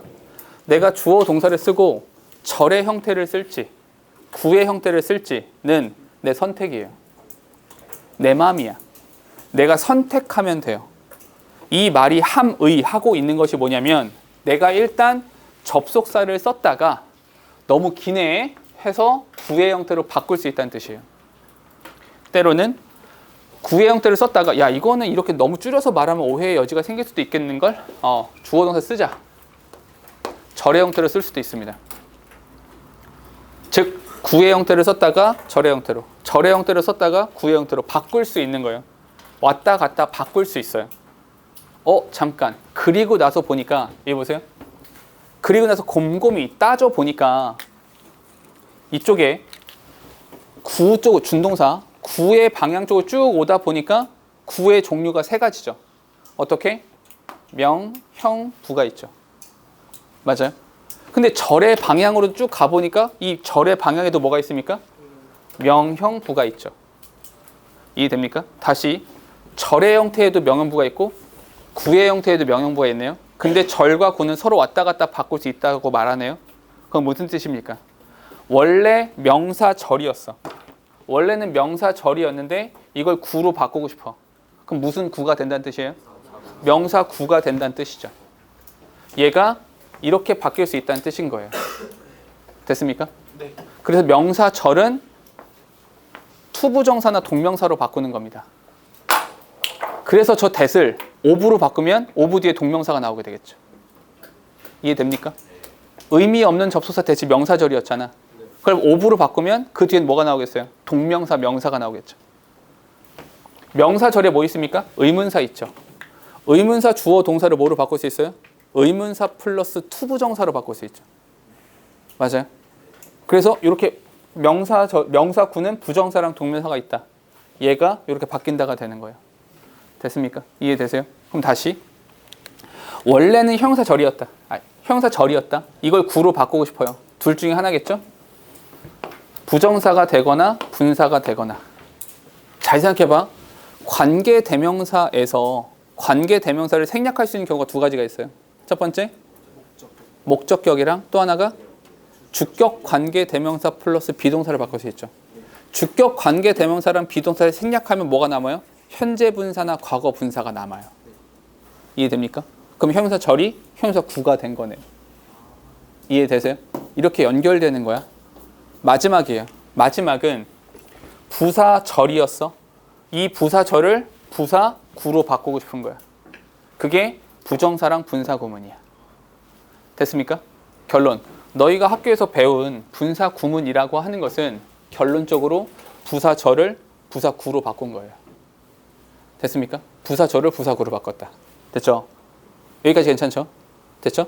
그럼 여기서 질문이 하나 생겨요. 어떤 질문이 생기냐? 그래, 부사절을 부사구로 바꾸는 건 알겠다. 근데 부사구의 종류가 두 가지 아니냐? 첫 번째는 부정사, 두 번째는 분사 구문이 있는데 어느 상황에는 분사 구문을 써야 되고 어떤 상황에는 부정사를 쓰는 거냐라는 질문이 또 생길 수가 있어요. 결론부터 말씀드리자면 목적 결과가 부정사가 됩니다. 그래서 너희가 중학교 때 배웠던 so, that, can not이 to, to나 enough to로 바뀌었던 거예요. 이해되세요? 중학교 때 so, that, can not은 to, to로 바뀌고 so, that, can은 enough to로 바뀌었었잖아. 그러니까 목적 결과가 뭐야? so, that 이잖아. 얘네들은 투부정사가 되는 겁니다. 그리고 이 나머지들은 분사 구문이 되는 거예요. 중학교 3학년 때 분사 구문 배웁니다. 중3 때 배웠던 분사 구문 곰곰이 생각해보면 시간을 나타내는 분사 구문, 이유, 조건, 양보, 동시동작의 분사 구문이라고 배웠을 거예요. 오케이? 그 이유가 여기 있는 거야. 됐어요? 다시. 이거 분사 구문은 쉽게 배울 수도 있어요. 나도 한 10분 안에 정리해 줄 수도 있어. 근데 지금 우리가 한 30분째 이 얘기하고 있거든요. 왜 길게 이야기하냐? 한 번은 정리하세요. 왜 이렇게 되는지. 이해해야 될 거 아니야. 그냥 무식하게 그냥 문장 변환하는 것만 한다고 되는 게 아니잖아. 왜? 분사 구문이라는 게 뭔데 도대체? 왜 그렇게 만들어지는 건데? 이 생각을 하셔야죠. 결론입니다. 사실 이 전체를 이야기한 것은 두 가지의 포석이 있는데요. 첫 번째는 우리가 문법 문제 풀 때 모의고사에서 내가 이 얘기 자주 했었죠. 모의고사에서는 문법이 5개죠. 보기가 5개니까 5개의 보기 중에서 이 얘기 항상 하죠. 뭐는 3개 이상은 항상 동사 또는 접속사예요. 어떠한 모의고사건 어떤 학년의 모의고사건 사설이건 뭐 전국연합이건 평가원이건 예외 없어요. 의심되면 아무거나 뒤져보세요. 문법책도 아무거나 뒤져보세요. 5개의 보기 중에서 3개 이상은 동사 또는 접속사랑 관련되는 문법 문제가 나옵니다. 나머지 하나 나오는 게 대명사 또는 형사부사 나오고요. 또 한 가지가 병렬구조, 수일치 이런 거 나옵니다. 수일치 사실 동사랑 관련되는 거죠. 병렬구조 정도가 나와요. 근데 병렬구조도 접속사랑 관련되는 거죠. 이해됩니까? 사실 우리가 모의고사에서 다루는 문법의 스펙트럼이 그렇게 넓지 않습니다. 생각보다 되게 좁아요. 이 정도 알면 된다. 그런데 동사랑 관련되는 문법 문제를 어떻게 풀 거냐? 접속사랑 관련되는 문제를 어떻게 풀 거냐? 그걸 풀려면 이게 머릿속에 있어야 돼요. 이 흐름 안에서 푸는 겁니다. 이게 있어야 동사랑 관련되는 문법 문제가 나왔을 때 이렇게 그래서 이렇게 가는구나. 접속사랑 관련되는 문제 그래서 이렇게 푸는 거구나가 있어야 된다고. 그 설명은 다음 시간에 할게요. 그 설명은 다음 시간에 할 테니까 오늘은 첫 번째 포석은 다음 시간을 위한 거고 두 번째 포석은 학교에서 이제 분사 구문에 대해서 따로 프린트를 나눠 주실 정도로 이야기를 했고 그 분사 구문이라고 하는 것이 1과에서도 나오고 2과에도 나와요. 분사 구문이 이렇게 나오거든요. 그 두 가지를 이제 다루고 싶은 건데 첫 번째는 다음 시간에 하기로 했고요. 두 번째 분사 구문에 대한 이야기는 여기서 조금만 더 합시다. 이쪽으로 올게요. 자, 두 번째 할 이야기. 두 번째로 할 이야기가 바로 분사 구문이에요. 분사 구문. 네. 넘기셔도 돼요. 그렇게 쓸 게 많지 않아서. 됐죠? 자, 분사 구문입니다. 분사 구문. 그럼 질문이 생겨요. 분사 구문이 뭡니까? 분사 구문이라는 게 어떤 겁니까? 결론. 분사 구문이라고 하는 것은 부사절을 부사구로 바꾼 겁니다. 부사절을 부사구로 바꿨다. 근데 그 과정에서 뭘 이용했다? 그 과정에서 분사를 이용했다. 이게 분사 구문입니다. 일단 부사절이라고 하는 말 속에 기본적인 구도가 이렇게 됩니다.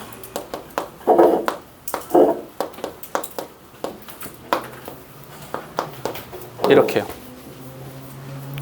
자, 이거 무슨 뜻인지 알겠어요? 이 아이의 위치 무슨 뜻이냐? 얘가 주어입니까? 목적어예요? 보어예요? 아니죠. 명사절이 아니란 뜻이죠. 수식할 명사가 있습니까? 없죠. 부사절이란 뜻이에요. 그러니까 이게 먼저여야 돼요. 그러니까 너희한테 아주 친절하게 자 이제부터 분사 구문 문제를 낼 테니까 맞춰봐 이렇게 안 해요. 혹시라도 물어본다고 해도 그렇게 안 난다고. 중학교 때야 이 부사절을 분사 구문으로 바꾸세요 이렇게 문제에 써 있지. 그런 걸 누가 주어줍니까? 고등학교에서 그런 거 절대 주어지지 않아요. 안 줘. 그냥 알아서 하는 거야. 그럼 이게 먼저야. 아 이거 부사절이구나. 이 위치가 부사절 위치구나가 먼저야. 아시겠죠? 그러면 이게 먼저야. 그럼 얘를 뭐로 바꾸자? 이걸 구로 바꿔보자는 거야. 잠깐. 절은 주어 동사가 있는 거고요. 구는 주어 동사가 없는 거죠. 그럼 주어 동사가 있는 상태에서 주어 동사가 없는 상태로 바꾸고 싶어요. 제일 먼저 뭐가 필요 없습니까? 난 주어 동사를 없앨 거죠. 그러니까 뭐가 필요하지 않아요? 접속사가 필요 없습니다. 접속사 필요 없죠. 다음에 주어인데 영어는 뭘 싫어합니까? 했던 말 또 하는 거 싫어하죠. 똑같으면 지우는 겁니다. 됐죠? 잠깐 여기까지 한번 써볼게. 절을 구로 바꾼다. 요 과정을 첫 번째는 접속사를 처리하시고 두 번째로는 주어에 대한 이야기가 나와야 되는데 주어 요건 경우의 수가 두 가지입니다. 어떻게 두 가지냐? 첫 번째 주절에 있는 주어랑 종속절에 있는 주어가 똑같을 수 있죠. 주절 주어와 종속절 주어가 똑같으면 뭐합니까? 여기서는 생략을 하는 겁니다. 없애세요. 그런데 주절에 있는 주어랑 종속절에 있는 주어가 일치하지 않을 수도 있죠. 그럼 어떡합니까? 그럼 내비두세요. 그냥 둬. 잠깐 그냥 내비뒀어. 그러면 이 뒤에 나오는 동사는 이제 준동사가 될 거 아니야. 그 전에는 얘는 진짜 동사의 행위자였어요. 주어였던 거죠. 근데 얘가 분사 구문이 되는 순간 얘가 남아있으면 진짜 동사가 아니라 가짜 동사의 행위자가 되죠. 우린 그걸 뭐라고 부릅니까? 그게 의미상 주어죠. 가짜 동사의 행위자. 그러니까 얘가 의미상 주어가 되는 겁니다. 됐어요? 세 번째로는 좀 작게 쓸게. 세 번째 차례대로 접속사 날리고 주어 날리고 그런 다음에 동사죠. 이 동사를 뭐로 바꿀 거야? 분사로 바꿀 거죠. 그러니까 이 동사. 근데 이 동사가 원래는 뭘 들고 있어요? 원래 시제를 들고 있죠. 그죠? 그러면 일단 동사를 뭐 해야 돼? 시제를 박탈해야죠. 여기서 시제를 박탈하면 뭐가 남습니까? 동사의 원형이 남죠. 시제를 박탈하면 동사의 원형이 남아요. 그 동사 원형에다가 그냥 ing를 붙이세요. 여기서 약간의 의문이 생깁니다. 아니 분사는 현재 분사도 있고 과거 분사도 있다며 왜 무조건 ing를 붙입니까? 그건 잠시 후에. 일단 무조건 ing를 붙이세요. 그냥 ing 붙이시면 됩니다. 됐죠? 끝이냐? 중학교 때는 딱 여기까지 배웁니다. 근데 고등부니까 한 가지 더. 주황색입니다. 네 번째는 자, 이 설명은 잘 들어봐. 요 문장에서 지금 이 형태 접속사 주어 동사 주어 동사의 형태에서는 이 뒤에 나와 있는 동사를 쳐다보면서 이게 언제적 사건이구나를 알 수 있어요, 없어요? 알 수 있죠. 동사니까. 뭘 갖고 있으니까? 시제를 가지고 있으니까 알 수 있어요. 괜찮죠? 동사는 시제를 가진 거니까. 그 정준아, 자꾸 멍 때려. 대단히 안 좋은 습관이야. 내가 몇 번이나 지적하잖아. 정신 차려. 그럴 때가 아니라고. 근데 더 상처되는 말 더 해줘? 지금 당장 점수 잘 받고 100점 받는 것도 아닌 주제에. 내가 이런 말까지 해야 돼? 이 정도 했을 때 들어. 정신 차려 임마. 수업 180분 중에서 100분을 딴 생각하나? 정신 차려. 알겠어? 봐. 이 동사는 시제가 있단 말이야. 얘가 과거인지 현재인지 미래인지 내가 알 수 있지. 시제가 있으니까. 괜찮지? 근데 얘는 접속사가 없어지기 전까지는 주어 동사니까 이 동사도 시제가 있어 없어? 있지. 그럼 얘도 언젠지 알 수 있어 없어? 있지. 그런데 이 과정을 겪으면서 날아가고 얘가 가짜 동사가 되잖아. 그러면 도대체 이건 언제 발생한 사건인지를 알 수 있어 없어? 없잖아. 근데 알아야 돼, 몰라야 돼? 알아야지. 내가 커피를 마신다와 내가 커피를 마셨다는 같은 사건이야, 다른 사건이야? 다른 사건이지. 이해돼? 잘 생각해. 그녀가 나를 사랑한다와 그녀가 나를 사랑했다는 같은 사건이야, 다른 사건이야? 젠장, 슬픈 사건이 될 수 있잖아. 사랑했다는 지금은 아니란 뜻도 있어. 이해돼? 그럼 알아야 돼. 이 사건이 언제적 사건인지 알아야 된다고. 이해돼? 그럼 모르잖아. 그래서 그 구분을 해주자고. 준동사가 됐을 때도 이게 언제적 사건인지를 말해주자고. 그래서 나오는 게 준동사의 시제야. 이 설명을 왜 길게 했냐? 헷갈린단 말이야. 아니 준동사는 시제가 없다며. 근데 뭔 시제야? 그러니까 이게 용어 정리가 안 돼 있어서 그래. 그러니까 실제로 준동사의 시제라는 표현을 쓰거든. 근데 저 시제랑 이 시제랑 뭐가 다른 거야? 이게 헷갈려. 그래서 좀 길게 설명하는 거야. 아시겠죠? 준동사의 시제라고 하는 것은 딱 두 가지야. 어떻게 두 가지냐? 일치냐 아니면 불일치냐, 이렇게만 두 개야. 일치, 불일치. 잠깐만. 일치와 불일치라고 말하려면 뭐가 있어야 돼? 기준점이 있어야 될 거 아니야. 그 기준점은 어디겠어? 당연히 주절이겠지. 여기를 기준으로 같은 사건이야, 같은 시기에 발생했어? 그럼 단순이야. 그러니까 그냥 뭘 쓰면 돼? 그냥 동사의 원형을 쓰면 돼. 됐어? 근데 불일치한데, 불일치야 더 이전 사건이라고. 옛날 일을 이야기할 땐 무조건 뭘 써라? have pp를 써라. 잘 생각해봐. have pp가 뭐야? 기준점이 있습니다. 기준점보다 이전에 발생해 온 사건이 완료잖아. 그럼 결론적으로 have pp는 여기 아니야. 기준점보다 이전이라고. 영어에서는 have pp가 들어가면 전부 다 옛날 얘기야. 그래서 너희가 외웠던 가정법 과거 완료, 조동사 have pp가 이전 사건 과거였던 거야. 이해돼? have pp는 무조건 옛날 일이다. 그러면 마찬가지로 분사에서도 불일치다, 얘보다, 주절 동사보다 이전에 발생했다 라고 하면 뭘 써라? 여기다가 have pp라는 형태를 써라가 되는 거야. 여기까지 와주셔야 돼요. 됐죠? 자, 이게 분사 구문이야. 자, 예를 들어 봅시다. 첫 번째. 예를 들어서 이런 거야. As I have no money.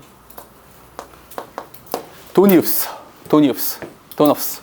그래서 I can't buy the book. 이렇게. 됐어? 자, 해볼게. 이 앞에 주어 동사 있고 쭉 봤는데 어이구 얘가 주어가 아니야. 목적어도 아니고 보어도 아니야. 수식할 명사도 없어. 부사절이구나. 그럼 바꿔보자. 접속사를 지워. 주어 어때? 똑같아. 지워. 시제를 빼고 ing야? having no money. 주절은 건드릴 필요가 있어 없어? 없어. 그냥 쓰면 되지. 끝이야. 매우 간단하다. 오케이? 요렇게만 하면 된다. 됐죠? 자, 예문을 4개를 써드릴게요. 4개의 예문을 써드릴 테니까 그걸 분사 구문으로 바꿔보세요. 지금 바꿔보는 거야. 자, 해봅시다. 두 번째로, 잠깐만. 자, 두 번째는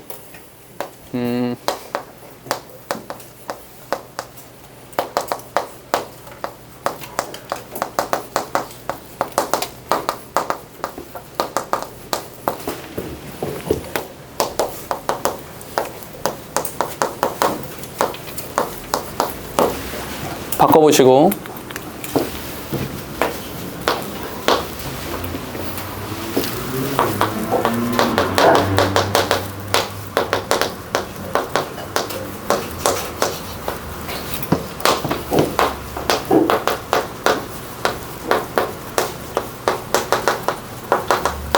이렇게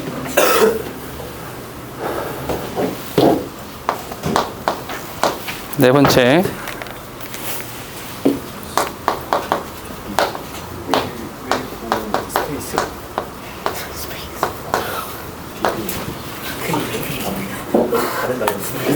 아, 우리 우주로 가는 겁니까? 밀고 피크닉. 밀고 언어 아 오너 피크닉 오너 디스북이스 구굿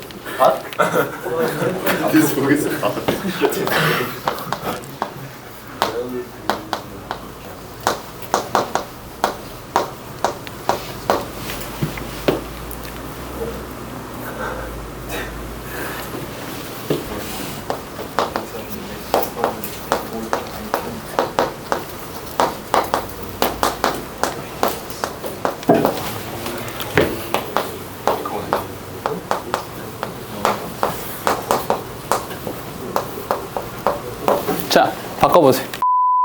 자, 봐봐. 자, 보세요. 봐봐. 같이 해볼게. 자, 요거 되도록 필기하실 때는 문제도 쓰고 답도 써야 돼. 왜냐하면 각각의 대표성을 가지고 있는 문장들만 쓴 거야. 해볼게. 제일 먼저 얘야. 얘인데 똑같은 과정으로 주목부 아니고 수식할 명사 없으니까 부사절이다. 제일 먼저 오해 지워. 이시랑 디스북이랑 다르다고 하면 죽는다. 똑같은 거야. 지울게. 시제를 박탈하고 ing를 써야 되는데 시제를 누가 들고 있습니까? 비동사가 들고 있죠. 시제를 박탈하고 ing를 쓰니까 뭐가 돼요? being written 이라는 형태가 되죠. 잠깐 스탑. 근데 being 이라고 쓴 거 보니까 비동사는 의미가 있어 없어? 없죠. ing니까 시제가 있어 없어? 없죠. 그럼 뭐 할 수 있어? 생략할 수 있어. 그럼 얘 생략하면 뭐가 남아? 그냥 written이 남죠. 그러니까 우리가 분사 구문을 만들 때 굳이 현재 분사, 과거 분사 구분하지 말고 일단 무조건 ing를 붙여 놓은 다음에 being 또는 having been을 날린다. 오케이? 의미가 없고 시제가 없으니까 그렇게 생각하면 더 편해요. 어머! 그러면 미안해. 그러면 having been이 되겠죠? 어머나 훌륭한데? having been이 되겠죠? 근데 having been을 쓴다 하더라도 의미가 있어 없어? 의미가 없죠? 생략하면 되죠. 어쨌거나 written이 남는다. 됐죠? written in English 뒤엔 그대로 쓰시면 돼요. 됐죠? 오케이? 자, 하나 더 해볼게. 이쪽으로 오세요. 3번이야. 3번은 뭐냐? 마찬가지로 주목부 아니고 명사수식 아니니까 부사절이야. 자, 접속사 지울게요. 주어 어때요? 여긴 다르죠? 위와 이시 같을 수는 없어요. 다르면 어떻게 하라고? 그냥 내비두라고. 그냥 내버려 두세요. it. 시제 박탈 ing. 그래서 it being fine 이런 형태가 되는 겁니다. 이렇게요. 그렇죠? 그래서 it being 또는 there being 이런 형태가 나올 수 있다. 그러니까 이거를 막 중학교 때 막 뭐 비인칭 독립분사 막 이런 얘기 하는데 필요 없어요. 용어는 필요하지 않고요. 그냥 이런 모양만 기억하시면 된다. 됐죠? 다음 4번입니다. 4번은 as 지우고요. I 지우고요. 여기가 현재, 여기는 과거. 이전 사건. 그래서 뭘 써라? 그래서 having met her before 뒤에 그대로 쓰시면 됩니다. 그래서 이전 사건. 근데 성준이가 굉장히 이제 좋은 질문을 하나 했는데 어떤 질문을 했냐면 근데 이게 더 이전 사건이 아니라 더 앞의 일에 대해서 말하는 경우는 어떻게 합니까? 그건 신경 쓰지 마세요. 어차피 그게 출제되지 않습니다. 나오지도 않고요. 그런 경우가 성립되지도 않아요. 오케이? 그냥 이전 사건에 대해서만 말한다라고 보시면 됩니다. 됐어요? 이렇게. 그러니까 좀 헷갈리시면 불일치에다가 이전 사건이라고 써놓으시면 돼요. have pp는 이전 사건이다. 이렇게 보시면 돼. 됐죠? 다음 5번은 도대체 뭡니까? 라는 질문이 생기는데 5번은 이미 분사 구문이죠. 질문. 이거 해석 어떻게 합니까? 해석해 보세요.